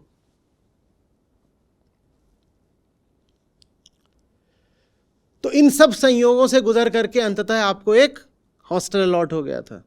50 तरीके के संयोग, ये भी और पीछे जाओगे तो न जाने क्या क्या संयोग निकलेंगे। इसमें यह भी संयोग निकल सकता है कि मालिक चले थे परीक्षा देने और घर में दही चटा दी गई, दही सड़ी हुई थी और उसके कारण रैंक खराब हो गई, तो उसके कारण, उस दही के कारण आज इस हॉस्टल में आना पड़ रहा है। कुछ भी कारण हो सकता है। ये भी कारण हो सकता है कि मालिक तैयारी कर रहे थे, 12वीं में थे और 12वीं में ही वो क्लास में पढ़ती थी और 12वीं में शरीर तरह तरह के आकार लेने लग जाता है, वो ट्रिग्नोमेट्री छोड़ के ज्योमेट्री में खो गए, रैंक खराब हो गई। रैंक खराब हो गई तो फिर वो ये वाला हॉस्टल मिला। कुछ भी हो सकता है। तो इन सब संयोगों से गुजर के आप हॉस्टल में पहुंचे और हॉस्टल में पहले ही दिन आपको क्या बोला जा रहा है, ये जो है ना बगल वाले, इनको गाली देनी है, उनके हॉस्टल का नाम लेके गाली देनी है और बड़ी अम्मा बहन की गाली देनी है पहले ही दिन। तो इधर वाले सारे अपने अपने सब जितने थे फ्रेशर्स फच्चे वो छज्जों पे खड़े कर दिए गए और उधर वालों को गाली देनी, उधर से गाली दी जा रही है। 60-70 जने इधर से, 60-70 जने उधर से, रात के 2 बजे। और जो भयानक उस वक्त पर सामुदायिक उन्माद उठा था। हम एक समुदाय हैं, अब हम एक कम्युनिटी हैं पूरे।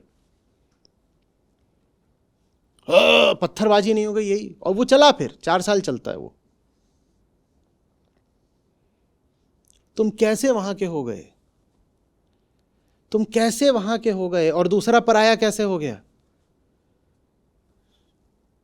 सिर्फ एंट्री नंबर के आधार पे, एक संयोग के आधार पे।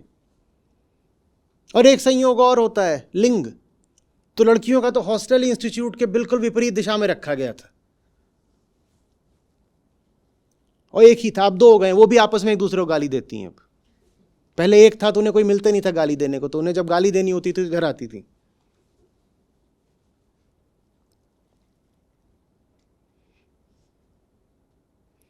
तुम कैसे एक नाम से इतने संबंधित हो गए बताओ ना।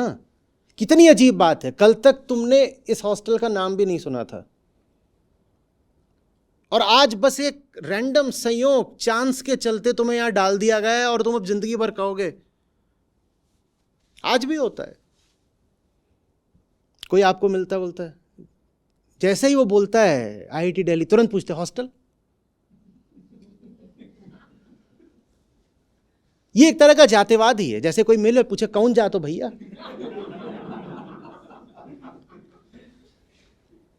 नहीं हम इसे क्यों ना माने, ये भी एक वर्ण व्यवस्था है। और क्या है कि कोई मिल रहा है सबसे पहले आप हॉस्टल पूछ रहे हो उसका। और लेकिन उस बात में दम भी है, क्योंकि एक बार वो जगह आपको मिल गई, अब आप 4 साल उसके साथ जिंदगी बिताते हो। 4 साल जिंदगी बिताने के कारण आपका किसी से स्नेह हो जाए, वो बात भी समझ में आती है। हालांकि वो स्नेह भी है संयोग के कारण ही, कि भाई अब आपको एक रूमी माने रूममेट अलॉट हो जाता था, वो भी आपसे पूछ के नहीं किया गया, पर आपको एक रूममेट दे दिया गया है, आपने उसके साथ जिंदगी बिताई, जिंदगी नहीं तो 1-2 सेमेस्टर बिताए, तो आपका उससे कुछ नाता बैठ गया, ठीक है चलो। लेकिन पहले दिन कैसे हो गया ये बताओ। पहले दिन इतना उन्माद कहां से आ गया? और पहला दिन मुझे भूल नहीं रहा है। सब बत्तियां दोनों तरफ बुझा दी जाती थी, क्योंकि आप अभी अभी आए हो तो एंटी रैगिंग स्क्वाड घूम रहा होता था, तो उसको बस सुनाई दे, दिखाई कुछ ना दे। सारी बत्तियां दोनों तरफ की बुझी हुई हैं। अब वो भी ज़्यादा परवाह नहीं करते थे। वो कहते थे कि अच्छा अभी ये जो फच्चे इतना चिल्ला रहे हैं माने जिंदा है, ठीक है आगे बढ़ो, आवाज़ आ रही है ना, हाँ ठीक है आगे बढ़ो।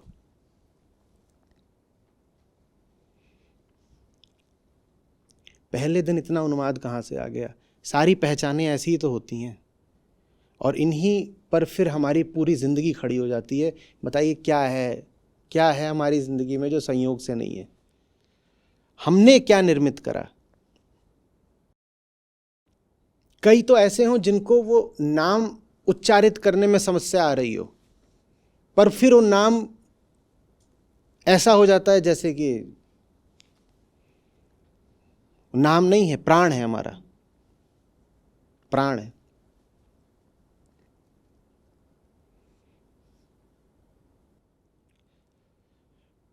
दो दिन पहले आपसे कहा गया होता बताओ ये नाम कैसा लगता है, तो बोलते ऑकवर्ड।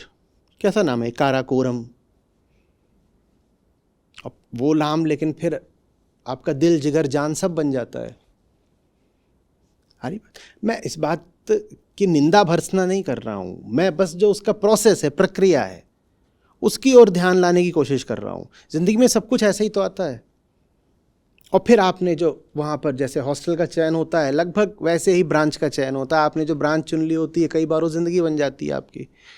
ब्रांच ज़िंदगी नहीं बनती है आपकी, तो चौथे साल के बाद आप जिस दिशा में नौकरी लेके निकल जाते हो वो आपकी ज़िंदगी बन जाती है। वो भी अगर आपकी ज़िंदगी नहीं बनती तो चौथे साल के बाद आप कहीं और चले जाते हो, अमेरिका चले गए, एमएस कर रहे हो या कहीं एमबीए कर रहे हो, तो वहाँ जो कुछ करा वो आपका ज़िंदगी बन जाता है। क्या है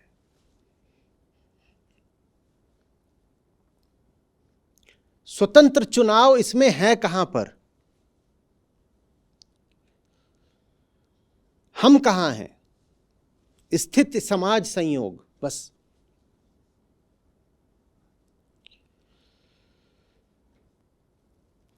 मेरा ही एक मित्र था, कैंपस की बात है, तो जूनियर बैच से एक लड़की थी, उन दोनों का प्रेम हो गया, ये सब हो गया। तो सबको पता था और उनका प्रेम संबंध ठीक ठाक करवाने में मेरा भी कुछ योगदान था। अब मुझसे सहायता मांगी आई थी, मैंने कर दी। तो फिर मैंने उससे पूछा, मैंने कहा ये सब तो ठीक है, अब तुम यहाँ पे आ गए हो, सब अपना रिश्ता यहाँ तक लंबा खींच दिया तुमने, क्या करोगे अब तुम? घर वालों के बताओगे? बोले हाँ बता देता हूँ। मैंने कहा ये सब कास्ट वगैरह का टंटा नहीं फंसेगा? बोला वो सब मैंने पहले ही देख लिया था। और मैं धक से हो गया बिल्कुल। आप मतलब समझ रहे हैं? उसने बहुत साधारण, बड़े कैजुअल तरीके से बोला वो सब मैंने पहले ही देख लिया था। धक से, ये क्या बोल रहा है? पहले बात तो उसी कैंपस की लड़की, तो जो आर्थिक स्थिति है वो एक जैसी होगी, मामला बराबर हो गया। अपने ही प्रोग्राम की लड़की, तो आगे जो करियर की दिशा है वो भी अलाइंड रहेगी ही, वो भी मामला वहीं तय हो गया। और ये तक देख लिया गया था कि उसकी जात भी स्वीकार्य है, तो वो भी पहले ही देख लिया। ये सब देखने के बाद, पूरी चेकलिस्ट टिक करने के बाद प्रेम हुआ।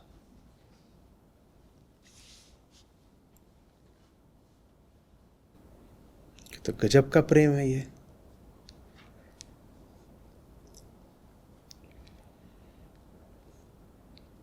कुछ भी ऐसा है जो हमसे शरीर, समाज और संयोग नहीं करा रहे। इस उदाहरण में शरीर कहाँ पर है?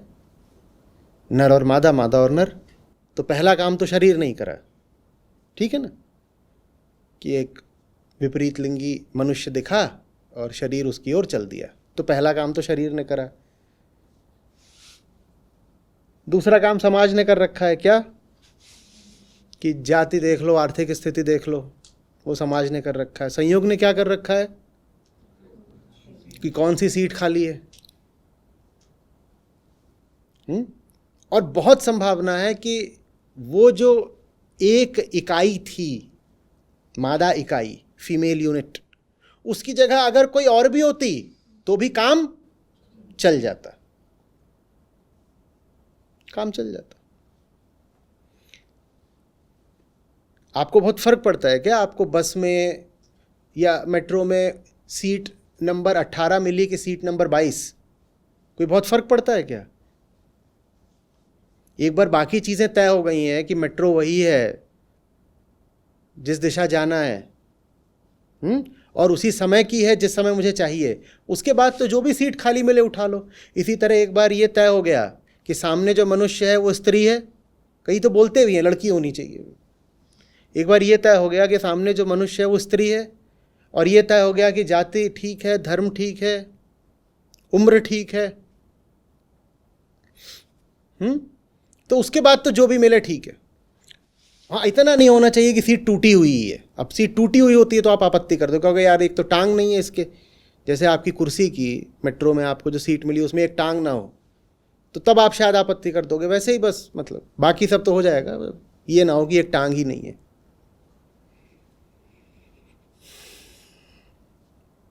या आप कई बार जैसे आपत्ति करोगे कि अरे ये सीट दे दी है तो गंदी है, इस पे कोई पहले ही बैठ करके इसको गंदा करके चला गया है। वैसे ही भारत में रहता है कि ज़रा सीट का अतीत भी देख लो, कोई पहले ही इस पे बैठ के इसको गंदा तो नहीं कर गया। वो भी चलो कोई बात नहीं, अब मजबूरी है, कोई और सीट नहीं गंदा कर गया है तो एक काम कर पोंछ ले, फिर मैं बैठ जाऊंगा।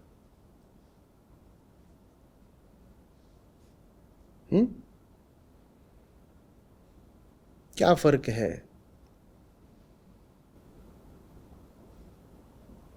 क्या फर्क है? तो कृष्ण हमसे पूछ रहे हैं तुम हो कहाँ?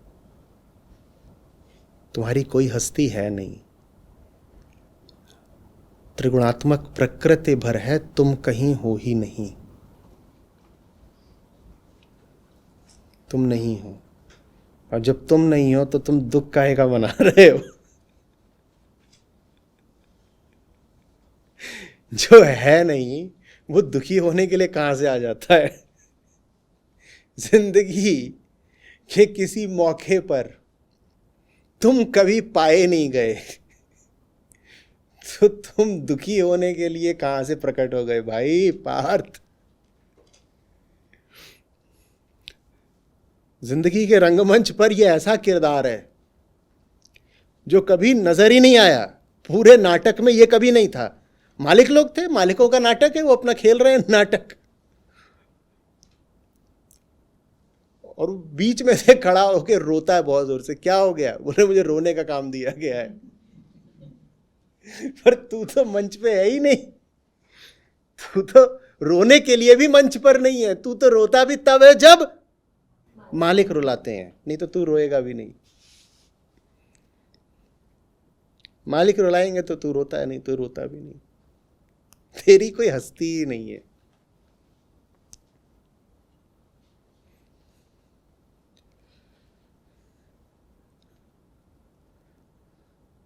समझ में आ रही है बात?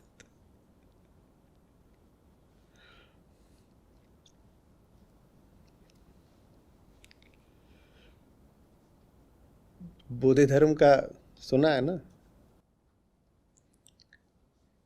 कि कोई बात थी, जब समझ में आई थी बौद्ध धर्म को तो वो हंसते ही गए, रुक ही नहीं रहे। लोग कह रहे पगला गया, उनकी हंसी ही नहीं छूट रही। ऐसी बात बहुत सारे अन्य ज्ञानियों के लिए भी है कि वो घूम रहे हैं दुनिया में, पूछ रहे हैं, परीक्षण कर रहे हैं, विचार कर रहे हैं, ध्यान कर रहे हैं, और फिर कुछ बात कौंधती है। वही जो बात समझ में आती है, शायद उसी को आप एनलाइटनमेंट कह देते हो आम भाषा में। ठीक है, कोई बात नहीं, कह सकते हो। लेकिन एक बात समझ में आ गई और उसके बाद वो लगा हंसने और रुक ही नहीं रहा है, हंसता ही जा रहा है। इसी बात पे हंसा जाता है कि एक नाटक चल रहा है और उसमें एक है जो रो रहा है, और जब देखते हो तो उसका उस नाटक में कोई रोल ही नहीं है। भाई जब तेरा रोल नहीं है तो तू रोने के लिए कहां से आ गया? तू रोने के लिए भी कहां से आ गया? तुझे तो रोने का भी रोल नहीं है। और वो रो इस बात पे रहा है कि उसका बहुत बड़ा रोल है जो उससे पूरा नहीं हो रहा। तेरा कोई रोल नहीं है, तेरा रोने का भी रोल नहीं है। तू जा, तुझे तो इतनी भी इज्जत नहीं है कि तुझे मंच पे चढ़ने का भी मौका दिया जाए। मालिक लोगों की लात पर जी रहा है तू। कौन मालिक है? शरीर, समाज, संयोग, इन तीन मालिकों की लात पे जी रहा है तू। तुझे तो वो अपने हक से, अपने अधिकार से एक शब्द, एक संवाद नहीं करने देते हैं मंच पर। हिम्मत है तो कुछ ऐसा बोलकर दिखाओ जो तुम्हारे मालिकों द्वारा स्वीकार्य है, अनुमत नहीं है। एक बात बोलकर दिखा दो ऐसी। जो भी आज तक बोला है वो इन्हीं तीन मालिकों के कहे से बोला है। एक बात ऐसी बोल के दिखाइए जो इन मालिकों ने सैंक्शन ना करी हो।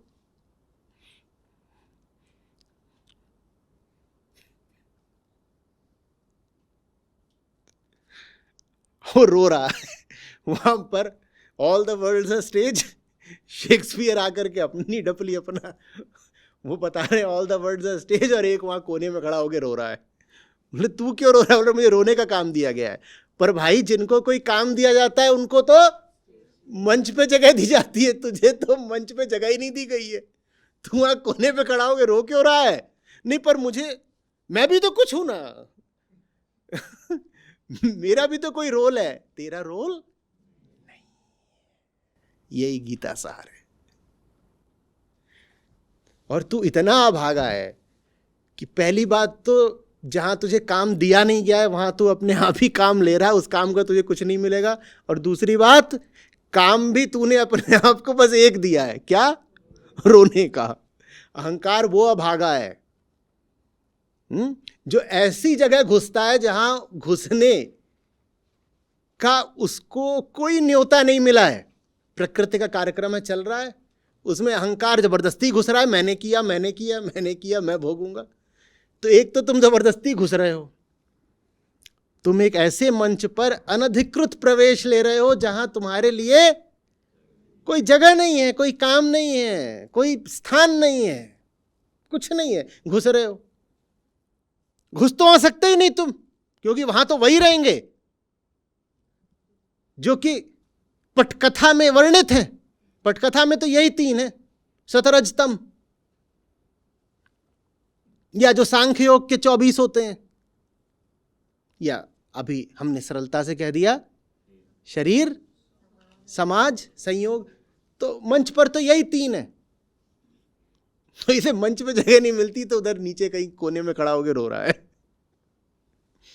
अब देखो, कल्पना करो, बढ़िया नाटक चल रहा है, एकदम मस्त नाटक चल रहा है, all the world's a stage, और एक वहां पे छोटू कोने में खड़ा होके वो रो ही जा रहा है, वो आंसुओं से ही पैदा होता है, आंसुओं में ही मरता है। उसका यही काम है, रोना। इधर अस्तित्व का नाटक चल रहा है, मस्त नाटक, कोई दिक्कत नहीं, नाटक। जो दृष्टा होके उस नाटक को देख ले वो मौज कर रहा है। वहीं सामने बैठे हुए हैं बहुत सारे, वो सब दृष्टा होकर के नाटक को देख रहे हैं। वो नाटक को देखते हैं, उठ के चल देते हैं, जस की तस धर दी नीचे दरिया। कुर्सी पे बैठे थे, उठ के चल दिए, जैसे आए थे कुर्सी पे बैठने वैसे ही उठ के चल भी दिए। वो अपना दृष्टा है, वो सब देख रहे हैं वहां पे, ज्ञानी लोग, महात्मा अपना। और एक है जो और रो भी वो छोटा मोटा नहीं रहा है, लेकिन हक्का फाड़ के रोना।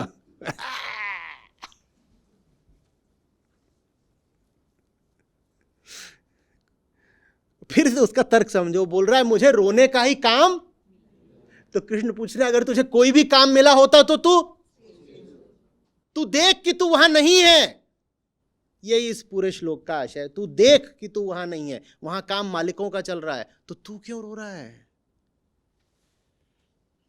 काम तो ये तीन कर रहे हैं, इसमें तू क्यों व्यर्थ दुख पा रहा है? तू क्यों दुख पा रहा है? हमने एक बार लिखा था ना, मेरा क्या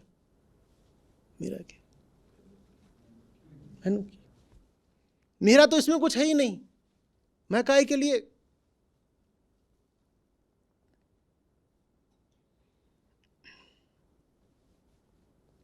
यही अंतर होता है इन तीनों में। इनमें से एक मालिक है जो बोलता है तुम देह हो। कौन सा मालिक? शरीर। जो दूसरा मालिक होता है वो बोलता है तुम फलाना नाम हो, तुम फलाना धर्म हो, तुम फलाना कुल हो, खानदान हो, जात हो। और जो तीसरा मालिक होता है वो क्या बोलता है? वो बोलता है कि ये तुम्हारी आर्थिक स्थिति है। ये संयोग की बात होती है ना, कि तुम जाति में भी अमीर घर में पैदा हो गए, गरीब घर में पैदा हो गए, तो संयोग की बात है। ये तुम्हारी आर्थिक स्थिति है, तुम्हारी शिक्षा है, ये 50 चीज़ें। ये तीन मालिक आपको ये बातें बोलते हैं। और फिर कहीं से कृष्ण आते हैं, वो बोलते हैं तत्त्वम् असि, तुम इन तीनों में कुछ भी नहीं हो, तुम वो हो, तुम वो हो। Thou art that। इन तीनों ने तुम्हें जो भी बताया भूल जाओ, तुम इन तीनों में कुछ भी नहीं हो, तुम वो हो, तत्त्वम असि। मैं महावाक्यों को देखता हूँ और मैं कहता हूँ कि अहम ब्रह्मास्मि वेदांत का सबसे प्रसिद्ध महावाक्य है, लेकिन जो मुझे सबसे ज़्यादा भाता है वो तत्त्वमसि है। क्योंकि अपने आप को ब्रह्म घोषित कर देना ठीक है, बहुत अच्छी बात है, बहुत आवश्यक बात है, लेकिन देखो आरंभिक बात है, अपने आप को ब्रह्म बोल दिया, मैं ब्रह्म हूँ। बात तो तब है ना जब उसको बताओ कि तू भी वही है, तत्त्वम असि, मैं हूँ ब्रह्म, ये तो ठीक अच्छी बात। इसमें तो धोखा भी हो जाता है। और आप ब्रह्म हो कि नहीं हो ये जानना हो तो ये देख लेना कि दूसरे को जता पा रहे हो कि नहीं कि तत्त्वमसि। अहम ब्रह्मास्मि कहने का अधिकार ही उसको है जो तत्त्वम असि भी बोल पाए। अब ये बात किसी उपनिषद में नहीं लिखी है, ये बात इसलिए बोल रहा हूं क्योंकि मुझे ऐसा प्रतीत होता है। अहम ब्रह्मास्मि तो रावण भी बोल लेता था, लेकिन तत्त्वमसि नहीं बोलता रावण। स्वयं को ब्रह्म बोल लेता, दूसरे को नहीं बोलता कि तुम भी वही हो श्वेत के, तो नहीं, बिल्कुल नहीं।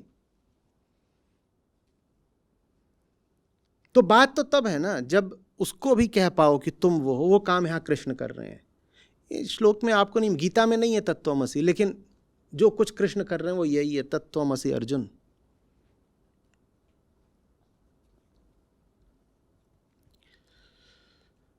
समझ में आ रही बात? और ये तीन आपको क्या बता रहे हैं? तुम क्या हो? तुम देह हो, तुम ये हो, तुम वो हो। कृष्ण कह रहे हैं झूठे हैं, ये झूठे हैं, ये सब नहीं हो तुम, ये नहीं हो, मत सुनना शरीर की, मत समझना समाज संयोग की, ये सब झूठे हैं, ये फंसा रहे तुमको।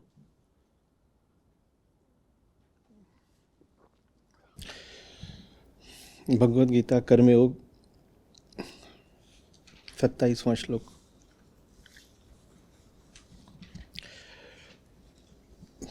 प्रकृतेः क्रियमाणानि गुणैः कर्माणि सर्वशः। प्रकृति के गुणों की क्रियाएं ही सब कर्म बनती हैं। जिसको तुम कर्म कहते हो, सब कर्म वो वास्तव में बस प्रकृति के गुणों की क्रियाएं मात्र हैं। प्रकृतेः क्रियमाणानि गुणैः कर्माणि सर्वशः। प्रकृति की क्रियाएं ही ये पूरे जगत में जितने कर्म देख रहे हो कर्म कहला जाती हैं। प्रकृति के गुणों से जो क्रियाएं हैं उन्हीं से वो सब कर्म है जिनको तुम होता हुआ या कहा जाता हुआ देखते हो। अहंकार विमूढ़ात्मा कर्ताहमिति मन्यते।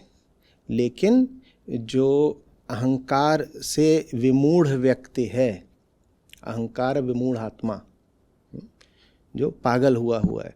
देखो, जब भी कभी आत्मा के साथ कोई उपाधि नहीं जुड़ सकती है, लेकिन आप गीता में पाते हो जीवात्मा। अब यहाँ पे क्या कह दिया? विमूढ़ आत्मा, अहंकार विमूढ़ आत्मा। तो जान लो कि वो बात फिर आत्मा की नहीं हो रही है, क्योंकि आत्मा के साथ कभी कोई उपमा या उपाधि या विशेषण जुड़ नहीं सकता। आत्मा के साथ कुछ नहीं जुड़ सकता, आत्मा के साथ कोई नाम नहीं, कुछ भी नहीं। तो जब भी जोड़ा जा रहा हो तो वहाँ पे आत्मा का क्या अर्थ है? अहंकार। तो विमूढ़ आत्मा ये तो अपने आप में ऑक्सीमोरोन हो जाएगा ना, अपने आप में एक विरोधाभास की बात है। ये आत्मा है और विमूढ़ है, ऐसा कैसे हो सकता है? विमूढ़ माने मूर्ख, आत्मा मूर्ख हो गई, ये तो नहीं हो सकता। लेकिन विमूढ़ आत्मा तो कह रहे हैं, तो इसका मतलब यहाँ आत्मा के नाम से किसको संबोधित कर रहे हैं? अहंकार को संबोधित कर रहे हैं। और क्यों अहंकार को आत्मा ही बोल दिया? क्योंकि अहंकार की दृष्टि में तो वो खुद ही आत्मा है। तो कह रहे हाँ भाई तू आत्मा बना बैठा है, तो हाँ ठीक, मैं तेरा नाम बता देता हूं। तेरा क्या नाम है? मूढ़ात्मा। तू मूढ़ात्मा है। वैसे ही जीव बन के घूम रहे हैं लेकिन कह रहे हैं आत्मा हूँ आत्मा हूँ, तो कहते हैं ठीक है तू आत्मा है, तेरा क्या नाम है? जीवात्मा। ठीक है, तो अहंकार विमूढ़ आत्मा कर्ता हमिति मन्यते, वो अपनी मान्यता में क्या बना बैठा है? कर्ता। वो अपनी मान्यता में कर्ता बना बैठा है। प्रकृति खेल खेल रही है और ये छोटू लाल सोच रहे हैं मैंने किया। खेल सारा प्रकृति का चल रहा है। और ये क्यों बता रहे हैं कृष्ण अर्जुन को? ताकि तुम अपने आप को वहां पर कर्ता मानना बंद कर दो, जो जहां तुम व्यर्थ ही अपने आप को कर्ता माने हो। कर्ता मानने से बहुत चीज़ें, न मानने से बहुत चीज़ें हटती हैं जीवन में से। दो जो प्रमुख चीज़ें हटती हैं वो समझिएगा। पहला भोक्ता, दूसरा कर्तव्य। जो कर्ता नहीं है उसके जीवन से ये दो चीज़ें हट जाती हैं। कर्ता नहीं है तो भोक्ता नहीं रहते, और अगर कर्ता नहीं हो तो कर्तव्य या जिम्मेदारी नहीं रहती। करके क्या आप गैर जिम्मेदार होना सिखा रहे हैं? मैं आपको बता रहा हूं कि उन कर्तव्यों में मत उलझिए जो आपके हैं ही नहीं। शरीर आपके ऊपर कोई बंधन डालता है, अनिवार्यता डालता है, आपको कुछ आवश्यक सुझाता है, आपके लिए अनिवार्य नहीं कि उसकी बात को आप मान ही लें। शरीर कहता है तुम्हारा कर्तव्य है, किसी भी तरह कर्तव्य शरीर बता सकता है। और शरीर माने यही नहीं होता कि जैसे हम पशुओं का शरीर मानते हैं तो उनका शरीर तो उन्हें 2 ही 4 चीज़ें बताता है, खाना, सोना, यही सब। मनुष्य का शरीर ही है जो उसको 50 चीज़ें बताता है। तो उन सब बातों को मानना आवश्यक नहीं होता है। और शरीर जब हम बोले मनुष्य के प्रकरण में, तो आशय ये जो 10 इंद्रियां होती हैं इनसे नहीं लिया जाना चाहिए। मनुष्य के शरीर में जो सबसे आवश्यक इंद्रिय होती है वो 11वीं होती है। कौन सी?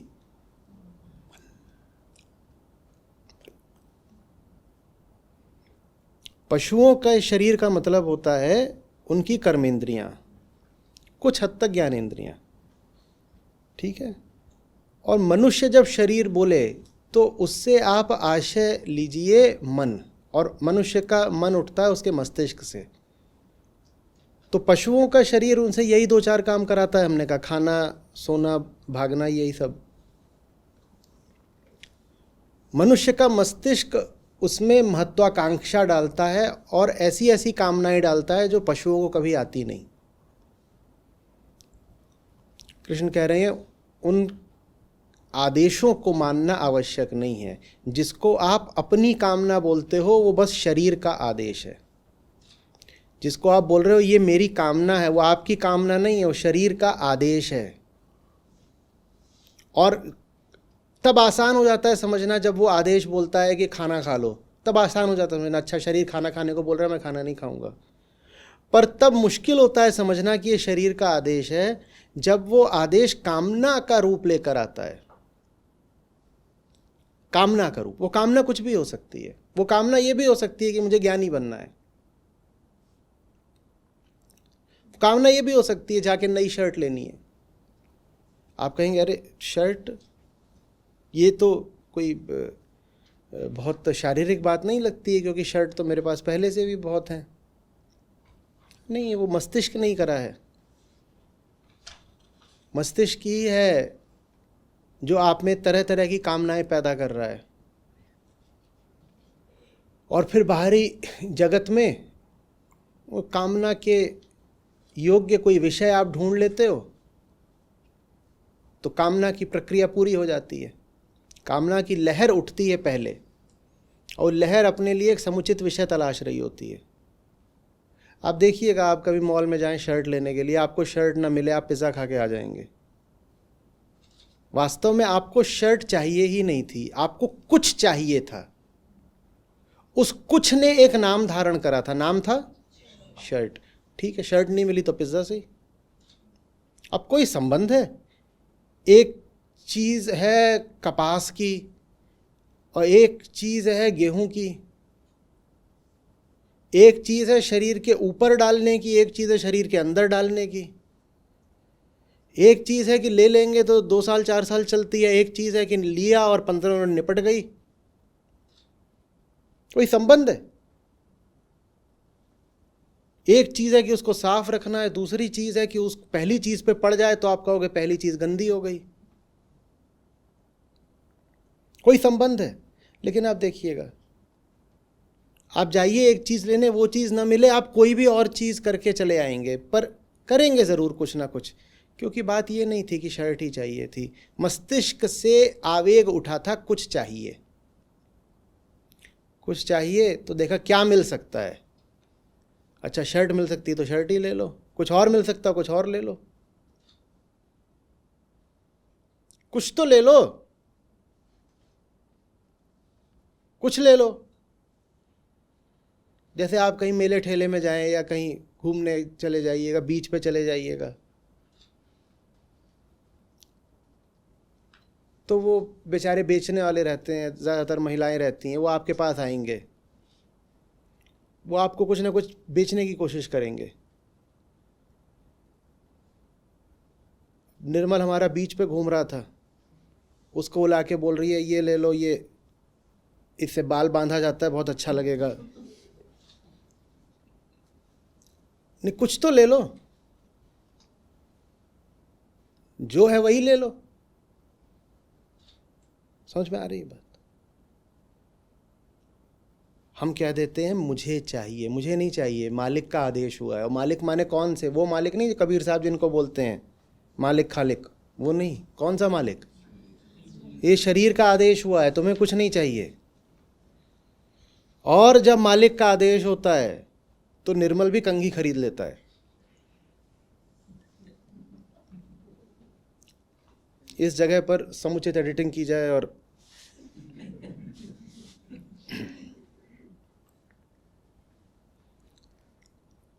कोई उपयोगिता नहीं है आपके पास जिस चीज को आप जीवन में ले आए, बस पर आदेश हुआ है तो आप ले आओगे। आपका पेट भरा हुआ है, मालिक का आदेश है कि अभी जिंदगी खाली है, आप जाके और खा लोगे कुछ। कोई उपयोगिता नहीं है, आप जीवन में कुछ ले आओगे, कोई उपयोगिता नहीं है, आप ले आओगे। ये मालिक का आदेश है। और उसमें आपको क्या मिला? कुछ भी नहीं।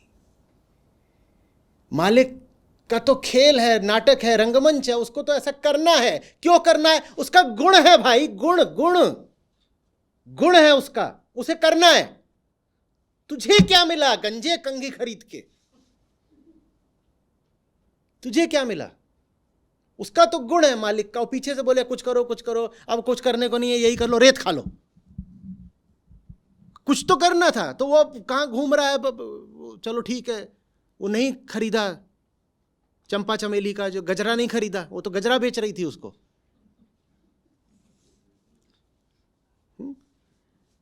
तो कुछ तो करना है, क्या करूंगा? अब अजीब बात है, सब लोग ये खरीद रहे, वो खरीद रहे, मेरे कुछ काम ही नहीं आ सकता, तो क्या करा? रेत खा ली। कुछ तो करना था ना। मालिक का नाटक आगे बढ़ गया।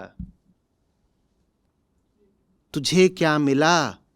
तुझे क्या मिला? तुझे क्या मिला?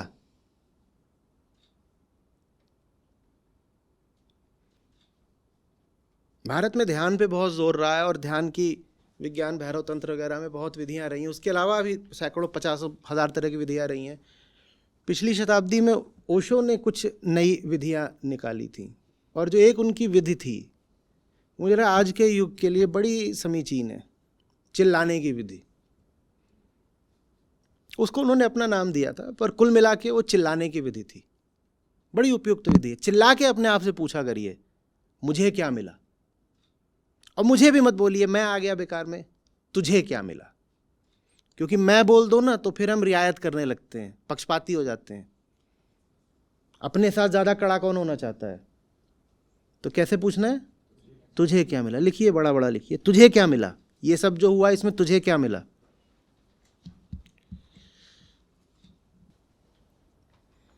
ऐसा नहीं कि ये मैं कोई नई बात बता रहा हूं। आपका पेट भरा था, आप घूम रहे थे, कोई आपको आके ललचा के कुछ खिला गया, ये हुआ कि नहीं? बोलो, हुआ ना? क्यों बोलते हो कि जिसने ललचाया उसको कुछ मिला कि वो आपसे 20 रुपए लेकर के चला गया? असली मालिक तो आपका शरीर बना था ना, इसके बिना तो आपको कुछ बेच नहीं पाता। और जो खा लिया वो खा करके अब तड़प रहे हो, करवटें ले रहे हो, नींद नहीं आ रही है, पूरा जल रहा है यहां मुंह से लेकर के पेट तक। हुआ है कि नहीं हुआ है? अब बताओ तुझे क्या मिला? ये सब जो हुआ इसमें तुझे क्या मिला? एक कोई था, उसको 20 रुपया मिला, और इधर भीतर एक मालिक बैठा हुआ है जिसका काम है प्रपंच चलाना, उसका प्रपंच आगे बढ़ा। तुझे क्या मिला बता ना। वो क्षण है, रात के 2 बजे हैं और जल रही है अब छाती और करवटें बदल रहे हो, बताओ क्या मिला?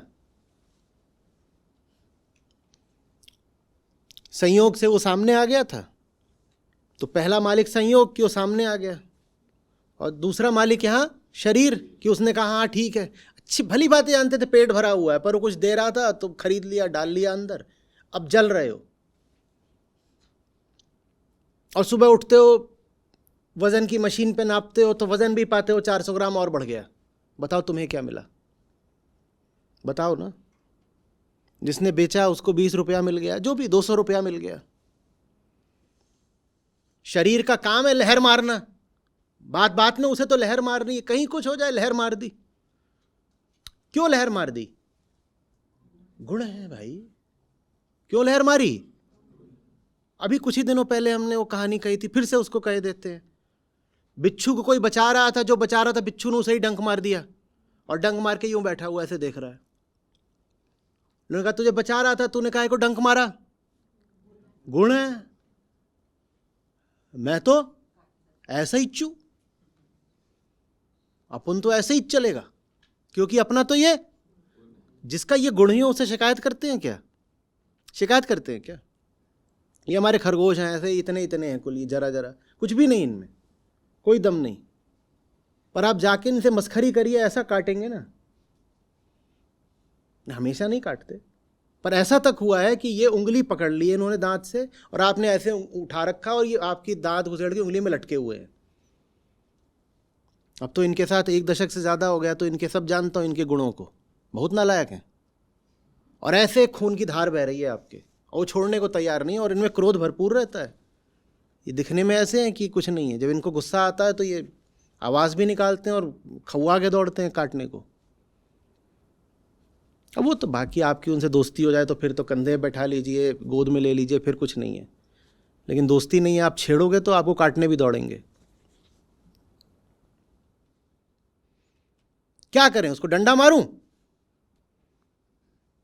मेरे ही कई बार खून निकाला हुआ है, क्या करूं? डंडा मारूं? उसने काटा क्योंकि उसका गुण है भाई। तुम्हें कोई हक नहीं है उस पर शिकायत करने का। तुम्हें अपने आप से पूछना होगा कि जब तुम उसके गुण से परिचित हो तो उसके गुण का अनुगमन करके तुम्हें क्या मिला? उसके गुण पर उसको चलने दो, उसके गुण की राह पर तुम क्यों चल पड़े पीछे पीछे? शरीर का गुण है लहर मारना, और संयोगों का तो काम है कभी कुछ भी हो जाएगा।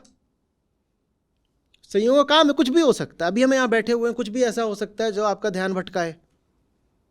कुछ भी क्यों नहीं हो सकता है? किसी का कोई फोन है, फोन बज पड़े, बिल्कुल हो सकता है। किसी के हाथ में ये कागज है, चश्मा है, पेन है, गिर जाए, आवाज आ सकती है। अब ये हॉल है इतना बड़ा, इसमें कहीं कोई जीव निकल सकता है। मान लीजिए वहां कोने में पीछे छिपकली छुपी हुई थी, वो निकल पड़ी यहां पे। ये तो क्या है? क्या है ये? संयोग है। उनका क्या काम है? होना। संयोग का तो अर्थ ही है कि जिसका पूर्वानुमान नहीं लगाया जा सकता। दुनिया का कोई एल्गोरिदम जिसकी प्रत्याशा नहीं कर सकता, जो पूरे तरीके से अनियोजित है, अप्रत्याशित है, उसको ही बोलते हैं संयोग। वो जब भी होगा अकस्मात होगा, वो जब भी होगा आपको भौचक्का करेगा, आश्चर्य देगा। उसका तो काम ही यही है। आप उस पर थोड़ी जाकर के आपत्ति शिकायत करोगे, छिपकली तू क्यों आई, वो क्या बोलेगी?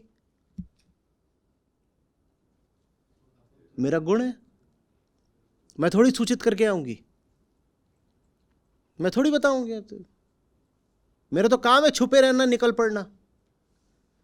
किसी की कॉल आ गई मोबाइल पर, आप उसको उठाए, तूने इस वक्त क्यों कॉल किया? वो क्या बोलेगा? अब बोलेगा नहीं, पर उसका भाव समझो, क्या बोलेगा? मेरा तो काम है। तुम बैठे होगे गीता समागम में, हम थोड़ी बैठे हैं। हमारी लहर उठी, हमने घुमा दिया नंबर। तुम बताओ, तुमने साइलेंट क्यों नहीं कर रखा था? हमसे बहस मत करो।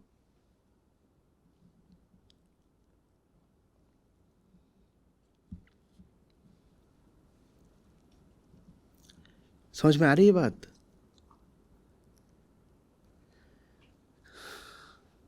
हम हैं नहीं, और ये बात उतनी खतरनाक नहीं है, क्योंकि जड़ पदार्थ भी होता नहीं है, उसकी कोई सत्ता, अस्तित्व, एजेंसी होती नहीं है, लेकिन वो दुख भी नहीं पाता। न होने में कोई बुराई नहीं है उसके लिए, क्योंकि उसको न होते हुए भी होने का गुमान नहीं है। हमारी समस्या इतनी सी नहीं है कि हम हैं नहीं, हमारी समस्या ये है कि हम हैं नहीं।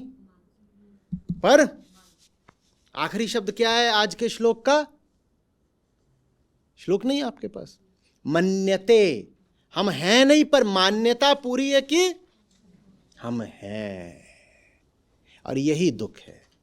जहां सिर्फ मालिक ही मालिक हैं, वहां ये नौकर मान के बैठा है कि हम भी तो कुछ हैं। मालिक ही मालिक है। एक बार तुमने मालिकों के आगे सर झुका दिया, उसके बाद तुम नहीं हो, तुम अपनी सत्ता सरेंडर कर देते हो। ये घटिया तरीके का समर्पण है।